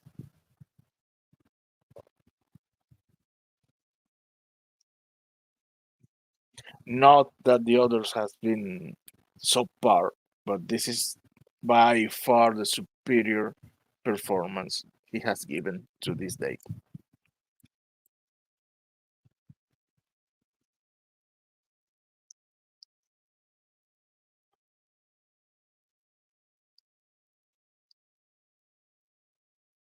Mm. And now you're going to your little aquarium, motherfucker. The kid's name is like Toby Kettle. I can't. He's played one of the apes in the Planet Ape films. He was Victor Von Doom in Fantastic Four 2015. I terrible haven't movie. seen that shit. I don't plan to see it. He was also the brother on the TV series, Apple TV series Servant, which was pretty good the first season. I didn't watch it after that. He's in Bloodshot. He's in, oh God, that weird series on Adult Swim, Dream Corp LLC. What a weird show. Yep. Gosh. Oh, he's in Kong Skull Island. I remember him in that. He's the one who dies and had a kid. He's constantly writing to him. Yeah. I never watched the Ben-Hur film. I just heard it was very good. No, it this wasn't. is it. This is where he tells him, the kid tells him, I learned from the best. I learned from you.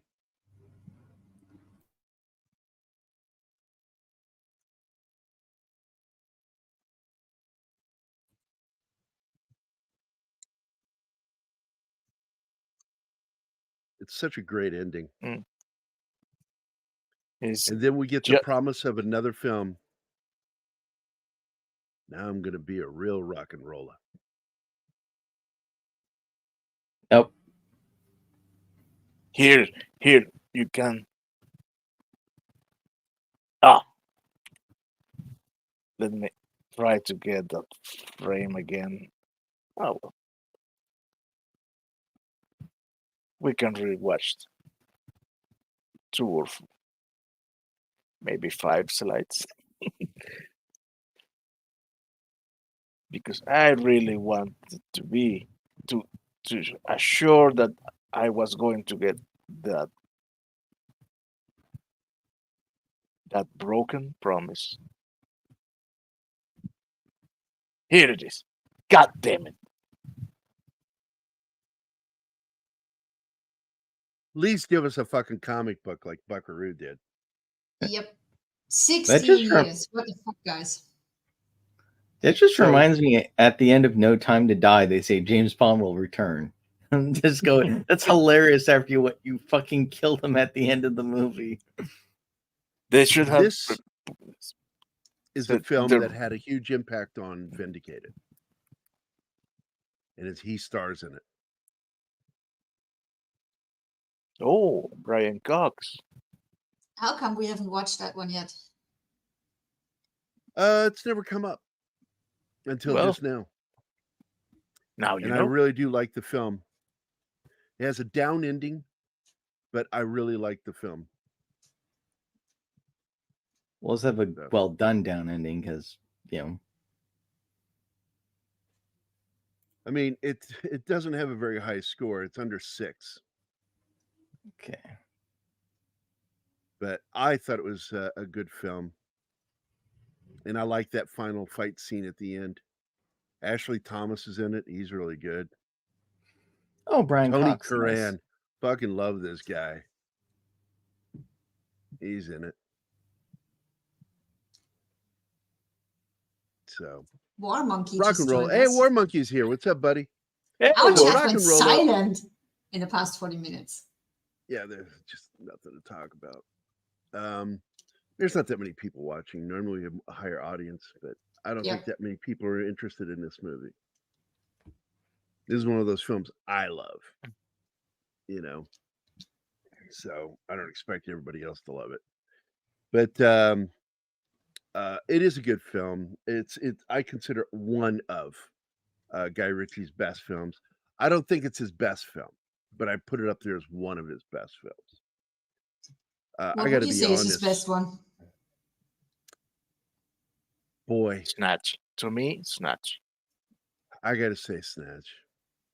Number 1, number 2 is Lock, Stock, and Two Smoking Barrels. Number 3 would be Englishman. Number 4 would be Rock'n'Rolla. And after that, it's just the rest of his films. I enjoy them all, except for Number 4 is Madonna still one. good. Madonna and the Arthur film I don't like.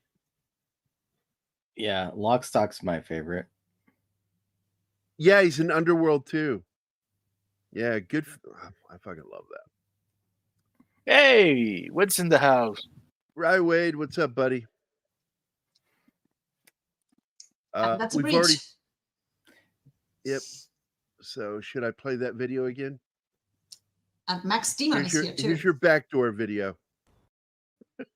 I don't know why I find so funny the mumbling of Gerard Butler. He is fucking panicking there because they're just standing in the door. It's so funny. He's in absolute panic mode. Mark Strong sells that scene now. It's Mark Strong that sells that scene. Yes. His reaction, the way his eyes are darting from character to character, fucking sells that moment perfectly. And then, of course, I want to play this one again. There's something about Bob that I don't think you know. What's that then? That he's a puff. How the fuck did you know that? Come on, You're the only one who doesn't know. And it kind of reminds me of that moment with Jim Woodward and I, because a childhood friend of mine, Kerry Monday, who I'm still friends with him to this day. We run into him. Jim and I are going to get some beer, and it's the only thing, that and wine is the only thing they sell in grocery stores in Virginia, and that took a while. Everything else you have to buy at an ABC store. Alcohol beverage, it's controlled by the government. And so we going to get some stuff for a party and run into Kerry, and he's with this other dude pushing a cart around. I went, hey, what's up? And he goes, oh, hi guys. This is my boyfriend, Jeff. Jeff, this is Jim and Gary. And I went, hi, Jeff. My name is Gary, and this is my boyfriend, Jim. And fucking Jim hit me so hard in the ribs. You deserve that, jerk. And then, like, we get outside, and he goes, what's your fucking problem? I'm like, what do you mean? What is my problem? He says, that was really his boyfriend. And I went, what? He goes, that's his boyfriend. I went, Carrie's gay? Oh, God. And he's What's like, wrong with your gator? It's usually good. And I just like, I mean, he's not the most masculine motherfucker I ever met, but gay? That was how I found out my friend Gerry was gay. And I was terrified by it because we'd done sleepovers and shit. And I was like freaked out by it. But then I just got over myself. And I told you what happened. Every Sunday we would get together and watch football, and we would eat ice cream. And we would eat Haagen-Dazs ice cream. So I'm got my cherry cheesecake Haagen-Dazs, and I don't remember what they had, but I'm sitting there and I put the container down with the spoon in it, and Gerry leaned over and he goes, "Well, how good is that?" And he grabs my spoon and he eats off of it and puts it back in. This is back when it was still called Grids. It wasn't even called AIDS yet. Hey, And Franco's in the house. hey, Steve, what's up, man? So I looked at that spoon, and I'm a germaphobe. You know that. Mm-hmm. I was terrified, and he'd already had like a false positive test once, and I'm just looking at that spoon, staring at it, and all I could see is like AIDS all over it. Hey, listen, I'm not a germaphobe, but I would be grossed out by that. And I'm sitting there terrified, and I'm like, if I don't, in my head, this is the conversation I'm having. I'm certain Gerry didn't even think twice about it. That if I'd never taken a bite, it wouldn't have bothered him at all. But I'm like, if I don't take a bite off that spoon, he's gonna think I'm freaked out that he's gay. Oh my god. So I just grabbed it real quick and I just scooped ice cream, stuffed it in my mouth, and put it back down and set it down. And I'm like going, please don't let me get AIDS. And I would rather have given myself AIDS than fucking embarrass my friend. And that's just the weird way I'm wired. My germophobia failed me. Gerry, you just save your embarrassments for the rest of us. That's all. Look at what E-Clay says here. Well said. Actually, that E-Clay is called hymophobia because you're afraid of hymies. I'm making it up. I don't know. Yes, you're pulling that out of your ass. Thank God I'm not German, huh? Mostly. Shut the fuck up, Martin. Everybody knows I'm Gerry's second favorite Austrian. Supposedly, I'm a real germaphobe. Allegedly. No, you said you are. So I'm absolutely. I admit to it. I will. I do some weird shit like clench my if somebody shakes my hand and I don't have hand sanitizer right next to me, like I do right now, I have it next to me. I will clench this hand and dig my nails into my fist to remind me not to open that hand and use it until I wash it. But I'm very funny. I don't want to embarrass or humiliate people, so I won't do it like right after they walk away, like Monk does. But when I saw Monk the first time, I so identified with his character. And I'm like, oh my God, I have a hero. So that was as good as it gets. And when we do your biopic, it will be as bad Gerry as it Udall. By the way, Tony Curran, because War Monkey brought it up, absolutely love Tony Curran as an actor. He is such a good fucking actor.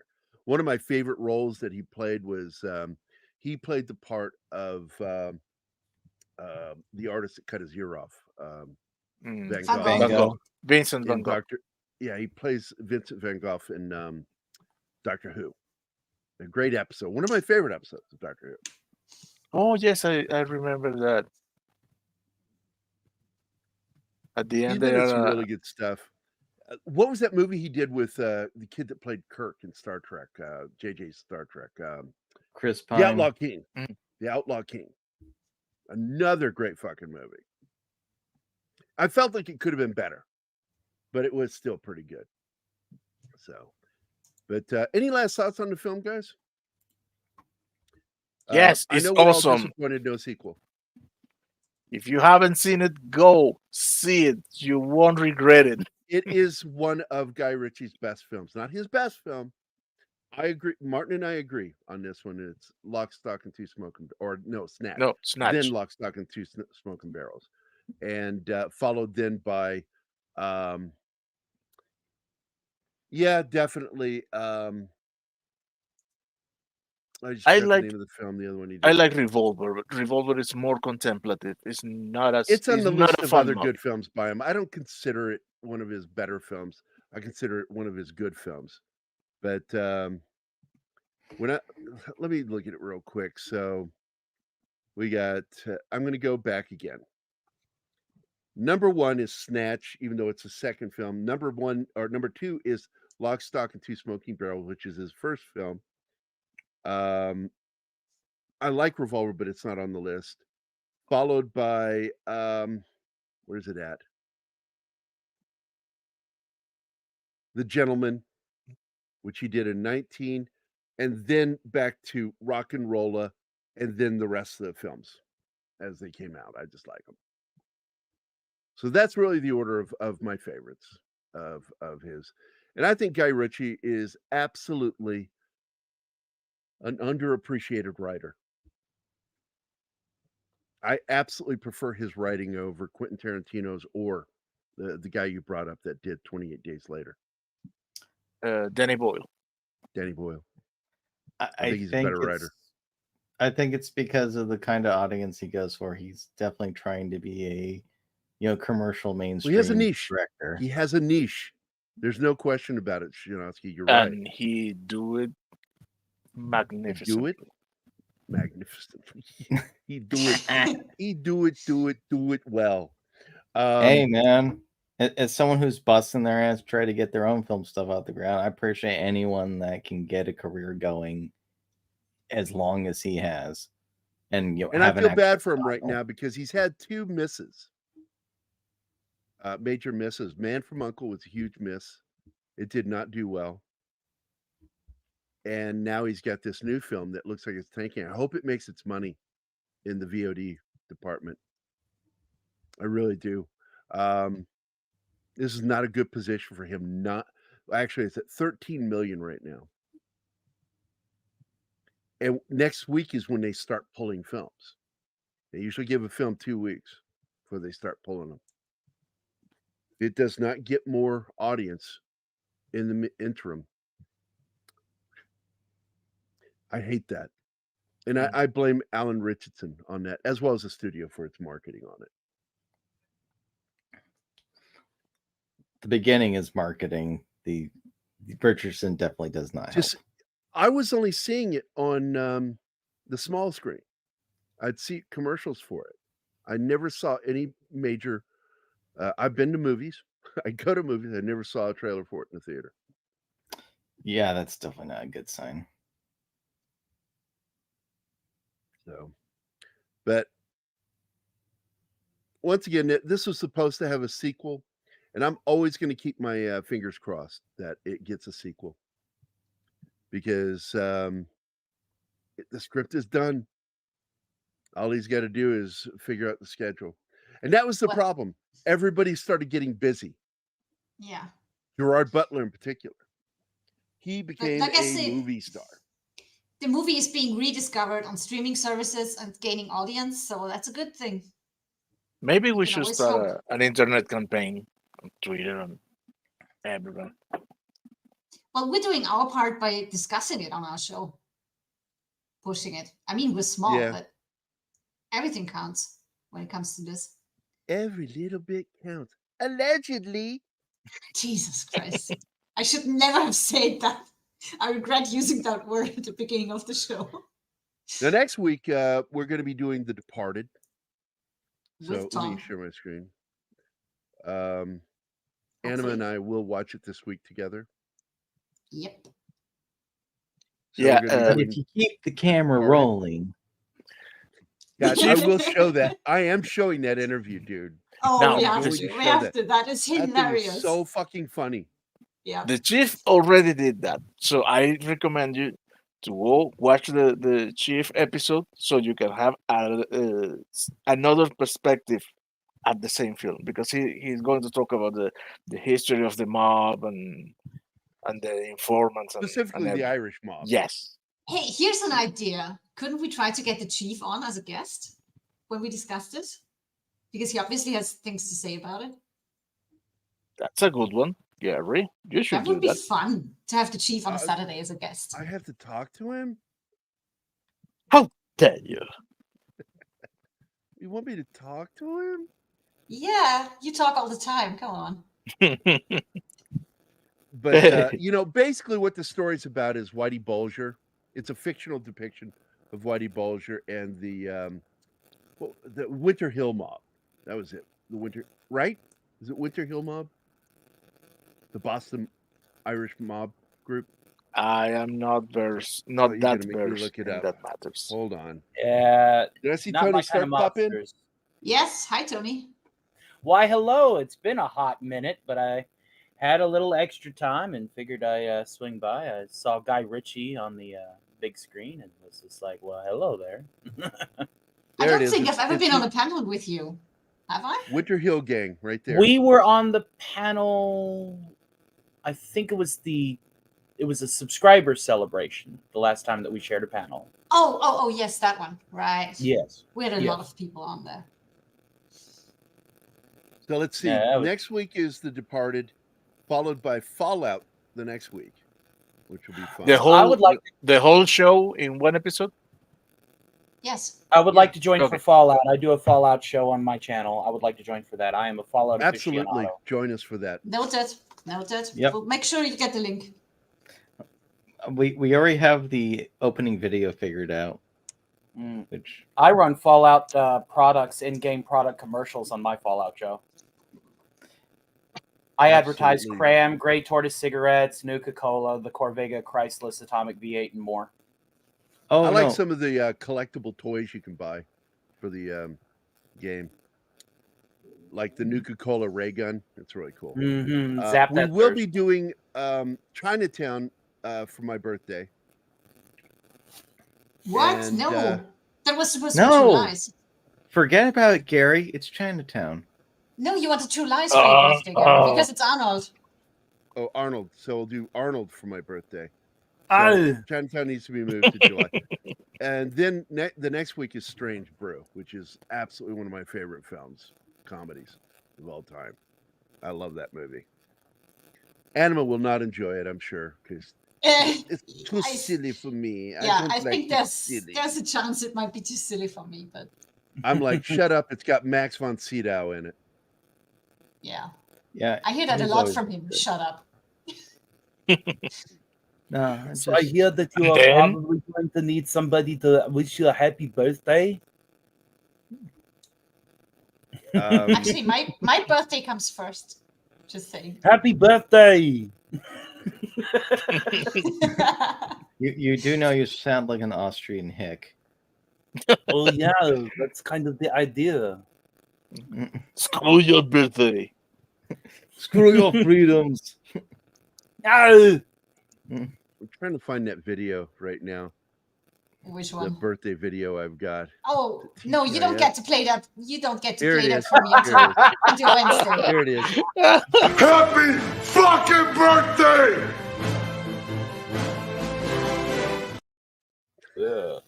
No, It's- but Yeah. Play it Yeah. Wednesday. You can play it for me. Not now. It's too early. Yeah, But her no. birthday's before mine. Yeah. We're both Tauruses, by the way. Yes. And here's a funny little thing. My cats share my birthday, and I'm not Oh, making wow. that up. Yeah. Ooh, yes, it was.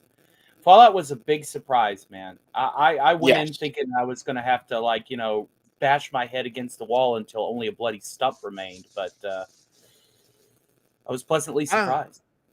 I was expecting it to suck. Yeah. I really was. Yeah. I wasn't It's okay. like hoping. That- Wasn't hoping. I was not hoping that it was going to be good. I expected it to blow chunks. Well, Mhm. after they fucked up Halo like that, I can't blame you. I Well, went into that it the same plus you add the comments of the director, showrunner, where he Mhm. says you can't please the fans. Don't even try. Oh no, I told you what was going to happen because this is Westworld all over again. So they're going to do a decent to great first season. Once they get the audience in, then they'll start throwing the politics out even more. Yeah, I can see that happening. Doomsayer over here, but he's not wrong. And I got to admit that he sounds a little bit like that character from Gulliver's Travels, the animated series. The character go, "We'll never make it, Gulliver. We're all gonna die." No, it's just I get too many freaking Westworld vibes from it, especially because they basically did the Ghoul as is pretty much the same character as the Man in Black. I kind of like Coop Howard. I think Coop Howard can do no wrong right now. Like he was very it could just be where I'm, Southern. No, I love Walton Goggins. Him, the person as Lucy, the good performers. I'm just talking about like where things are going to go because of the people involved. Remember, J.J. Abrams acolytes. Don't get me wrong. I agree, and my eyes also twitching on what they're going to do to New Vegas. My needle is pointed at the Lucky 38 right now, and I'm like, you better do New Vegas right, or I swear. Oh yeah, man! If they screw Vegas, they're gonna lose the whole time. Yeah, they had a good actor play House. House represented himself in that committee. I thought that was awesome. The thing I've got to say is that I really had hopes for Westworld, and because I enjoyed season 1, but I won't even watch season 1 now because of what they did with season 2. Because you know where it's going to go. They completely. Hey, Rancorous show ever. It's Rancorous Steve. Ooh, Rancorous. I like that. Welcome. Steve and Miss Rancorous. My pleasure. Oh, Augie. I know. Showstopper. Look at the way I want Anima to look at me the way that dog is looking at you right now. I know, You're right? love. Look at that. Ooh. I have this one looking at me. Look at those eyes. I know. You Oh can't my say no goodness. to it. You can't. You can't. No. It's inhuman to I say like no the to poster behind you. I know, right? It's cool, man. Oh, Rocket Kitty, look at her. Yes. Rocket Kitty is snuggling with me. Oh, this is an opportunity for I was on Steve's show just earlier today. He built him a plastic Nissan high-rise, but over here, now I can actually show this because I wanted to show this to Steve, but Rumble was acting quite wackadoo with the camera. I can actually show this off. Wait a minute, really? You're kidding me. It just doesn't like you. I'm sorry. He doesn't like you. I don't like you either. No. There, there we are. Oh, hey. And of course, The it wouldn't be a jack-o'-lantern mask. Silver Shamrock product without There you go. the chip on the back. Silver Shamrock. Yeah. This I wanted to show off on Steve's show earlier, but I just couldn't get it to work. But Yeah. I do plan on getting the mask of the skeleton and the witch at some point. Yeah, I Now, love does this it in stuff, fact man. eventually Great kill the collectibles. user if you watch the broadcast? Allegedly. Allegedly. Yes, Tim, I have a face for radio, but I also have a voice for one. That's the reason why I never show my face on the air. Or try not to. But we appreciate your honest feedback there, Tim the Enchanter. We love everything you say, and by that, it's an endorsement, sir. You're a bad actor. Bad. But no. I mean, there's some good So stuff, as I said did earlier. you guys see this movie? What did you think of ROCKNROLLA? I've seen it. I've seen it. What did you like it? It's not. It's so I'm a huge Guy Ritchie fan. Like as a film editor, I love his editing style. It's the most bizarre, weird way you can do editing. because he does like quick jump cuts type style, and I like it. I've talked to Gerry Ambrosia. He's like, I hate it. I was like, trust me, you're gonna enjoy it a lot more.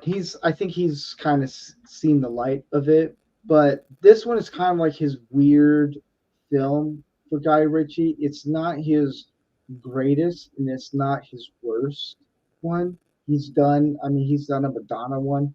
That's the worst one. That's the worst one. And then the Arthur one is really terrible. Well, here's the other I thing. didn't even like the trailer. The King Arthur one, I like it for the fact that he tries his old British gangster and puts it in there. So it's kind of like a guilty pleasure for me. So I enjoy the King Arthur movie for the weird, quirky style of his stuff that he put into it.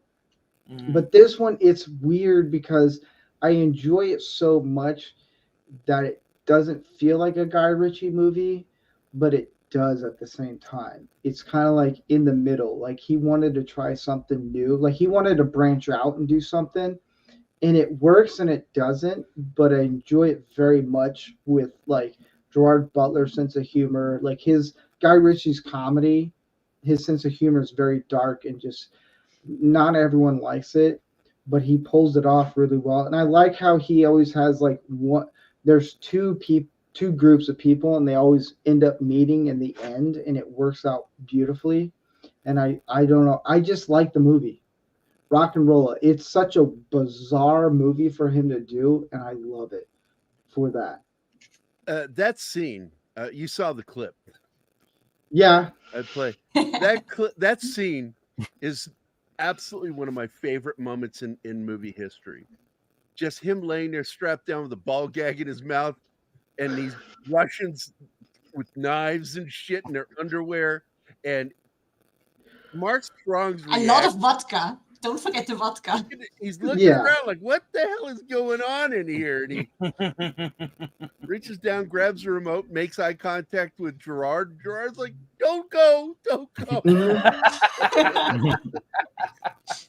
Well, it's also like what makes Guy Ritchie's films work out is his editing to tell the story. Yeah. I think gotta that's tell what you, works. most of the time, directors make terrible editors. Yes.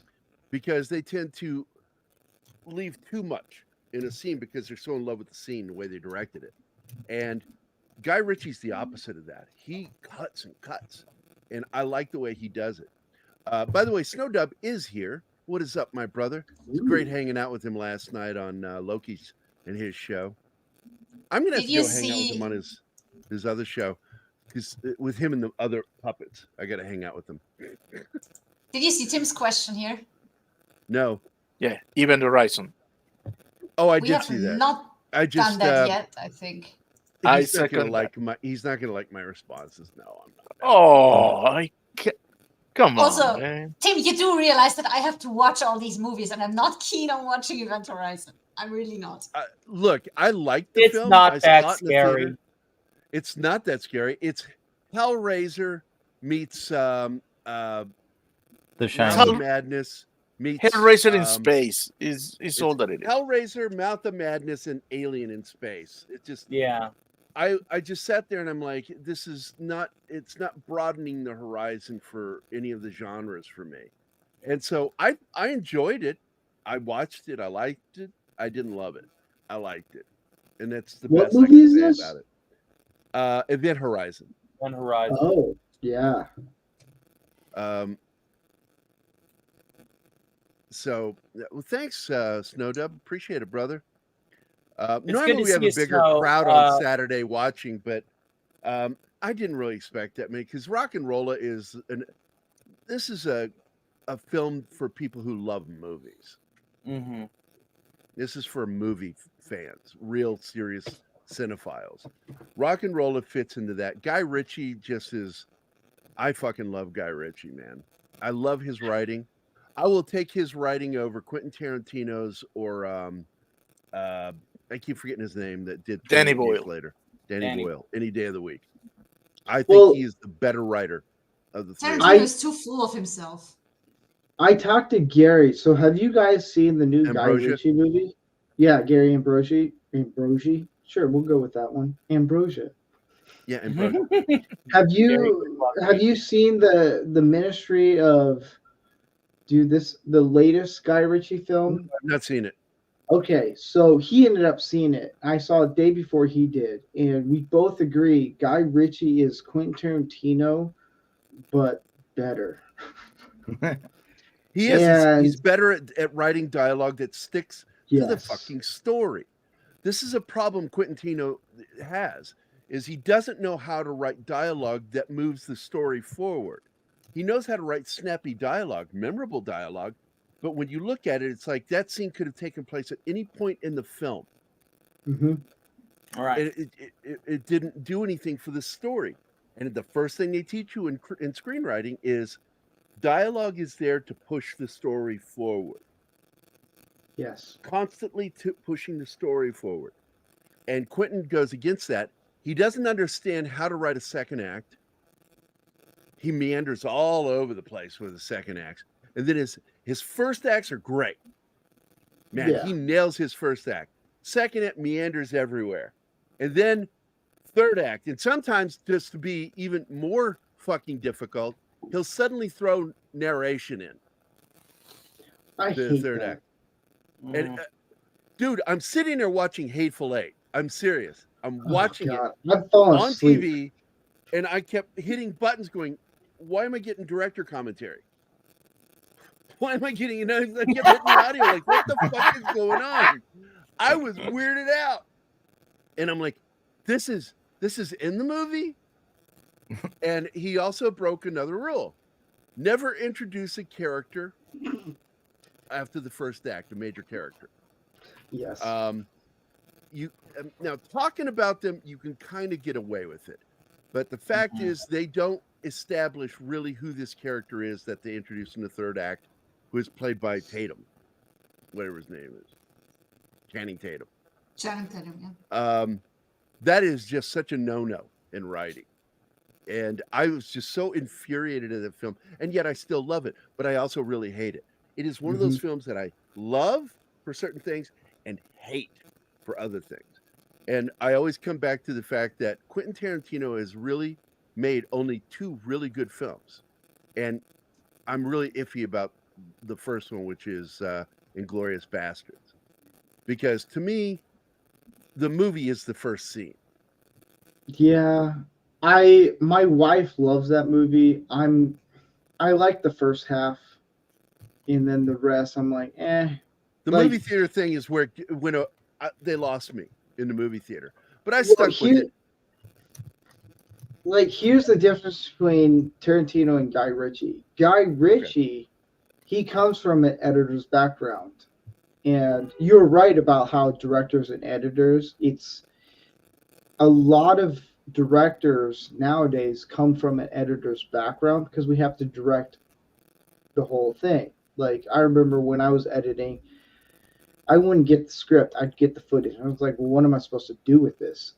It's with Guy Ritchie, I don't know how he convinces people. The composers for his films is perfect. The editors, I don't know who. The editor should get the award for in crazy cuts, because the way Guy Ritchie cuts his movies is so on point on everything. It's such a weird way that I love it, because it's a quick cut is what he does.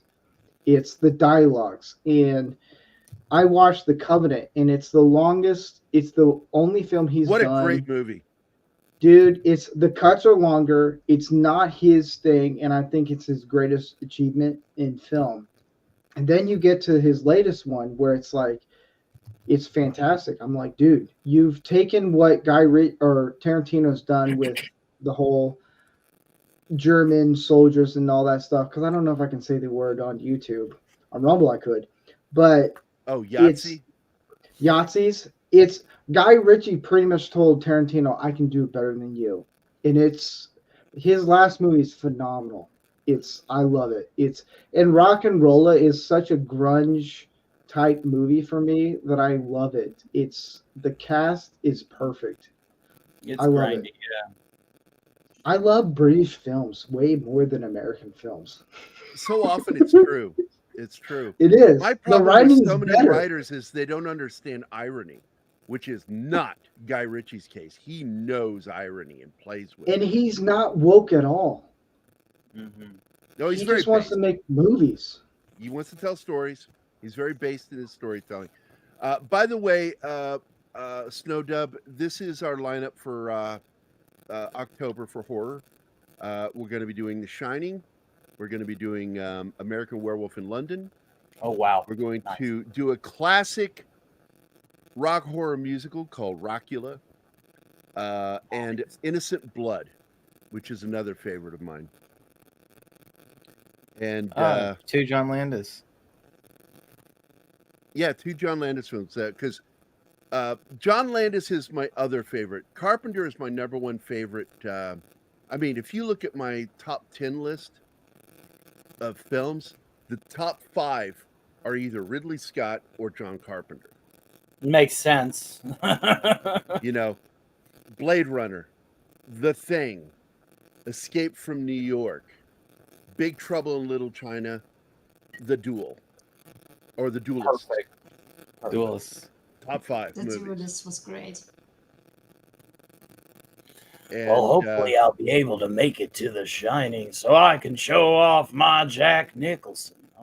Oh, you can have my seat. I'm not in with horror movies. You can have my I seat. prefer on the my panel. Guy Ritchie pre-Madonna and post-Madonna.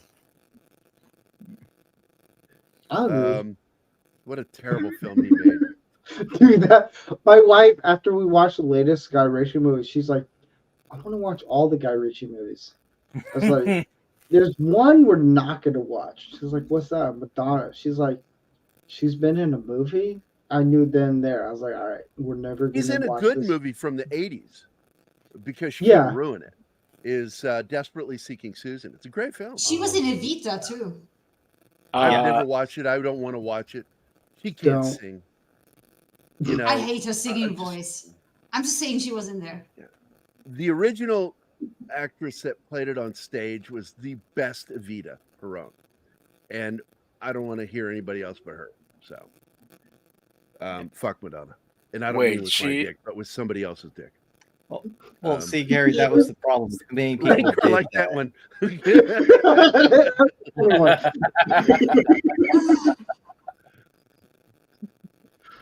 So, When but Madonna anyway, gets guys, we're going to wrap it up. Wait, We've got- didn't you see Body of Evidence? No. With Willem Dafoe. I was not interested in that film because Madonna was in it. I had zero interest in it.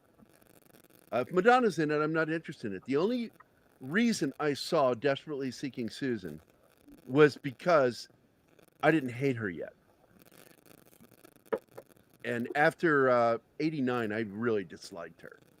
I never liked her music. It's like I've always said she wrote one good song, and it was for a Sean Penn movie, At Close Range. That song is like the only thing she ever wrote that I thought was any good. Live to Tell? Live to Tell.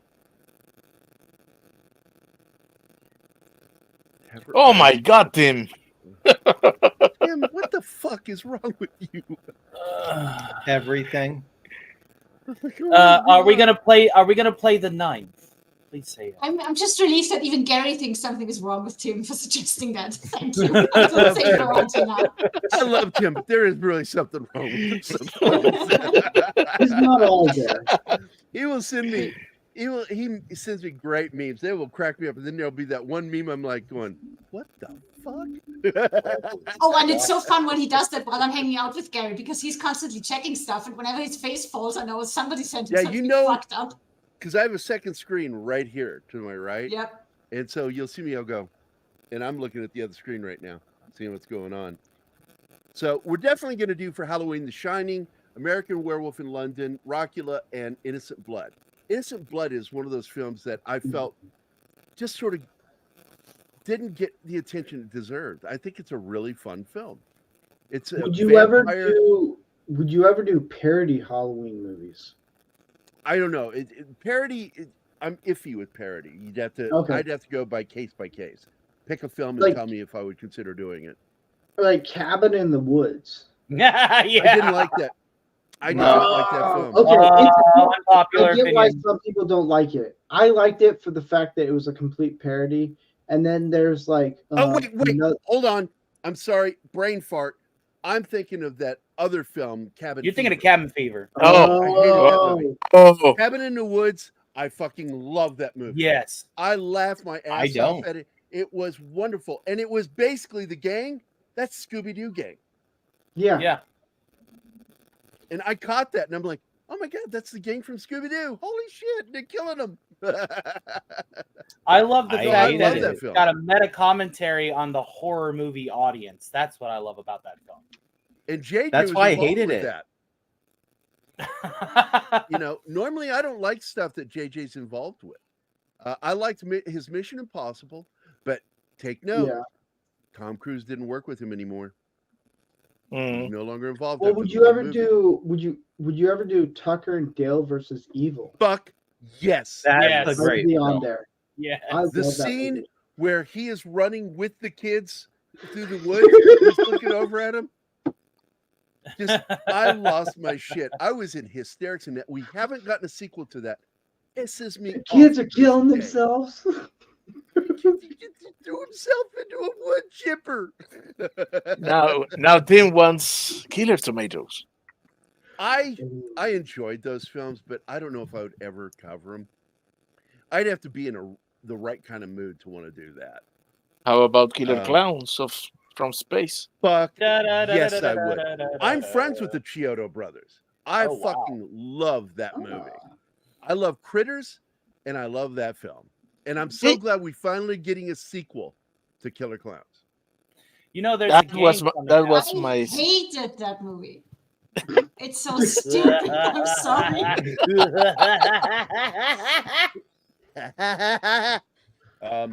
So I love the popcorn, the fucking popcorn. The popcorn, yes. What purpose That does was it serve? funny, Multiple yes, purposes. I love joined the Vader's shadow watch puppet. party when he watched that for the Salty Nerd podcast, and I was the only one there, and it was the only reason I stayed until the end of the movie because I didn't want to leave him alone. I was like, I'm doing this for you, Matt. I'm suffering for you. What about I So Bad appreciate It's it. Good? You should join us for an American Werewolf in London. Yeah. I saw that movie and Escape from New York in the same theater, weeks apart, and both those films had such a profound impact on me. In fact, Craig Edwards, who used to be a producer on this show, he's with the effects guy on Person of Interest, did a lot of History Channel CG animation for their shows like Dogfight, all that. Craig and I grew up together, and Craig, he and I got to do a haunted house, and we were told never to come back after we did our haunted house part. And what we did was a full werewolf transformation live. And it fucking horrified people. Well, it's you naked. Of course it's horrifying. But that's also the story. That's also the story that leads to this was it led to my first fuck up because he was going to be the werewolf. Craig was. And I had to do a plaster cast of his face, and I didn't put enough release in his eyebrows and eyelashes. So when I went to pull the plaster cast off his face, I went, and then it pulled back, and I went, uh-oh. That's not what you want to hear when you're inside one of those things. I pulled a little bit more, and I could hear him muffly, like saying things to me on the inside, and all I could think was to say was like, fuck, I'm gonna have to yank it off. There's no choice. There's no getting fingers in there. There's no way. I'm gonna just have to pull and hope I don't pull skin. And I said real loudly, Craig, I'm sorry. And I just pulled the plaster cast off his face. Most of his eyelashes and his eyebrows came out in the plaster. Ugh. He forgave me. We're still friends. But he's really mean to me. I hope he hit you for that. Why? Gerry, the optometrist in training. Yeah. See the new Chuck Norris meme going around. He's holding a lightsaber, but he holds a lightsaber apart from. Yeah, he's holding the blade. That's funny. What? Chuck Norris doesn't use the force. It must be a Force Disney saber. relies on Chuck Norris. Yeah, the force relies on Chuck Norris. I love Chuck Norris jokes. It's like there was this one I loved that just cracked me up the first time I heard it was what's under his beard was one. It's just another fist. Another fist. And it's something about creation. God didn't create Chuck Norris was the one. And it just fucking slayed me. And I don't remember the punchline to it. Oh, Chuck Norris my does favorite is push-ups. Chuck Norris doesn't do push-ups. Chuck Norris pushes the earth down. The earth. Wow, we had the same mindset. I was like, I know Chuck Norris said, he goes, my favorite joke is the nightlight one, where the monsters are afraid of him. It's where it's Chuck Norris doesn't keep the light on to keep the monsters away. It's the monster keeps the night light on to keep Chuck Norris away. Chuck Norris away. I like that one too. That's his favorite one. I watched a video where he's like, I'm 84, but I feel like 46. I'm like, dang. I'm looking at me. I'm like, I need to get into shape. You know, Chuck Norris counted to infinity twice. Once. God, there's so many of them out there. I think there's a variation of the how many does it take to change a light bulb? It's like, how many light bulbs can Chuck Norris change? None. He's not afraid of the dark. It's afraid of him. Let's see. When children go to bed, they check under their bed for the boogeyman. When the boogeyman goes to bed, he checks under his bed for Chuck Norris. Oh, I didn't know that one. That's great. Superman wears Chuck Norris underwear.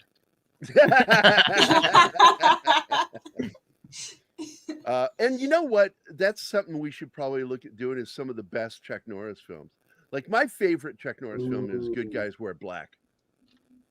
I love that movie. I would see that with my dad when I was a kid. I fucking love that movie. I'm very partial to Invasion USA. Yeah. Invasion USA. Yeah, and of course, Delta Force he did with Lee Marvin. I wouldn't mind watching that because I'm a big Lee Marvin fan. So, but there's, the thing that sucks is we only get 52 weekends a year, 52 Saturdays to do these shows. You know what else sucks?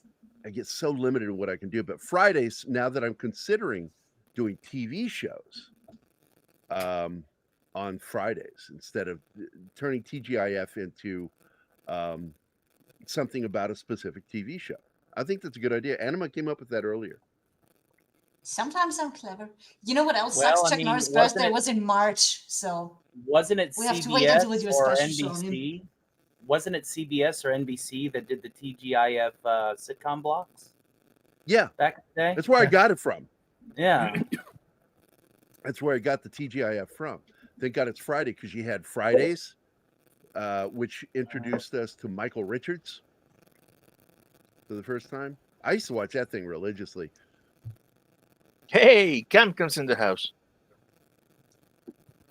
I owe you a performance, Cam. I owe you a performance of Loch Lomond at some point on my show. I haven't. ABC says Tim. Thank you, Tim. But I owe you a performance. And by the way, another Chuck Norris film I will do, Lone Wolf McQuade. Oh yes, great. David Carradine versus Chuck Norris, real martial artist with TV fake martial artists. I learned some Tai Chi. I'll do Expendables 2, but don't watch Expendables 4. I made the mistake. I already saw it. I agree. The interview with Schwarzenegger that he did with the dude from TMZ, he admitted he should have retired at 3 because 4 hurt him physically. Well, when I watched, my wife and we ended up watching Rebel Moon, and I got only 20 God bless minutes. you for doing that. I'm so No, sorry. I only got to 20 minutes because they kept on. They did the Tarantino thing, adding in other characters after, and I was like, "Oh Jesus, dude, I can't handle this." So we rented Expendables 4, terrible movie, but at least not as bad as Rebel Moon. And I only because I'm a huge Stallone fan, and we were watching it, and I almost teared up when I don't know who watched Expendables 4, but there's a scene where I'm like, this kind of sucks, and I almost teared up. And my wife's like, "Are you okay? Do you need tissue?" I was like, "I'm fine. Oh man, I can handle this." The movie is terrible. And then you go off by yourself and cry like a baby.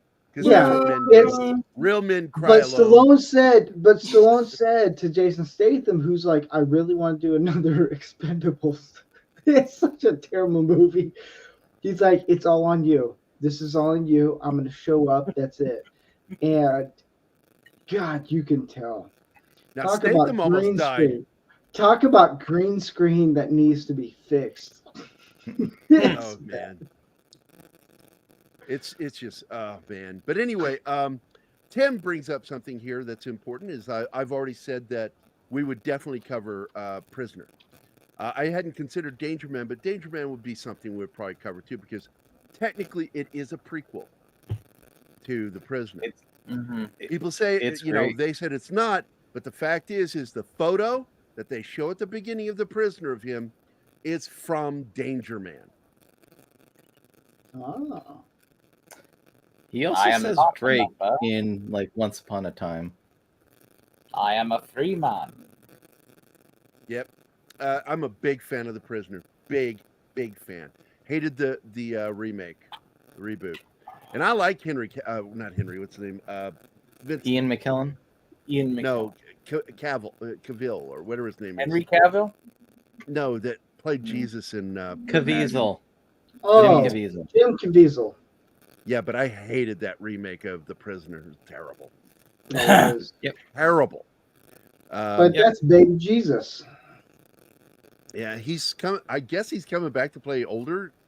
They're gonna do it digitally, I guess, to de-age him. For what? He's playing in the resurrection story. Oh, I can't wait for that. Mel Gibson. Anything by Mel Gibson, I will watch. God, yeah. Even when it's overly religious.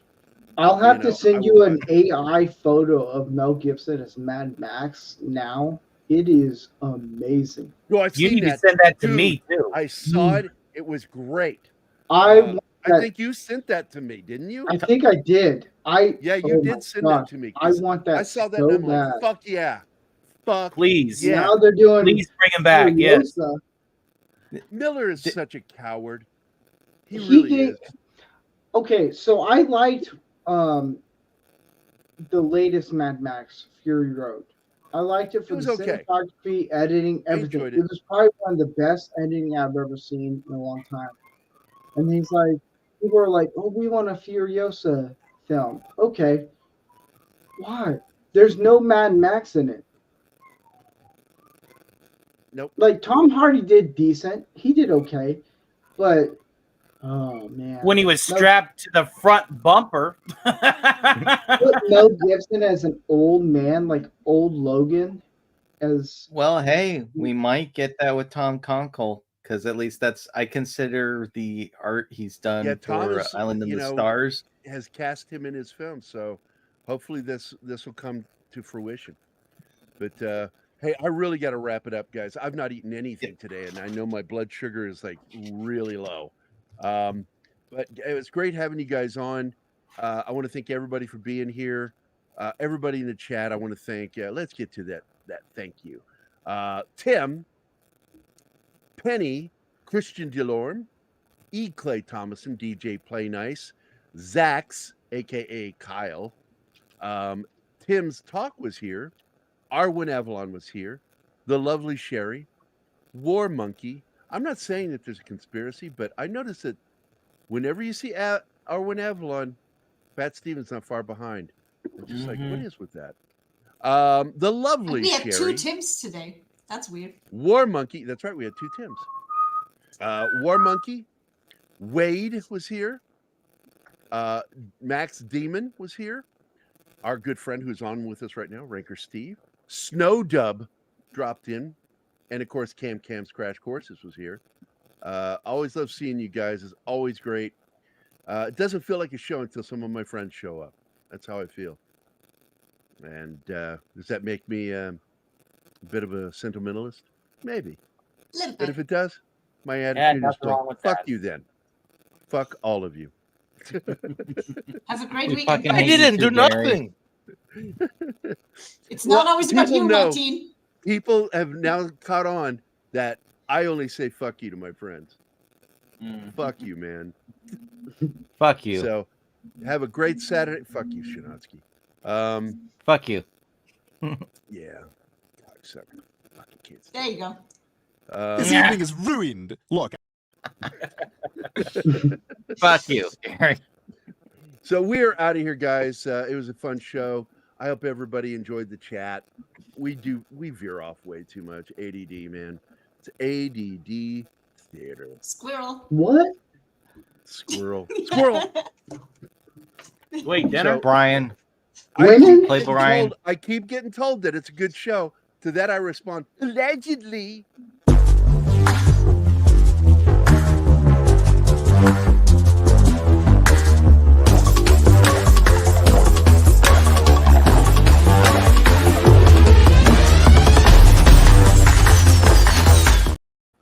Did it play? Yeah, It played halfway Yeah. through. Yeah, fuck you, It Gary. told me it wasn't playing. it did. You stopped It it. did? You did. Maybe Stop. it Gary. is. Produced by Shinotsky? StreamYard. You keep saying Gary. He just likes your Shinotsky, was name. that you? Said my name? He keeps cutting off. I was trying to say fuck you, Gary, but then it just cut Oh, off. okay. Fuck you. Okay. Fuck you. We're out of here. I'm not even going to do the outro credits. Something's going on with StreamYard today. Fuck them. You know, if I say fuck them, that means I mean it. It's not friendly. Yeah, with I'll StreamYard see and you guys YouTube, later. definitely.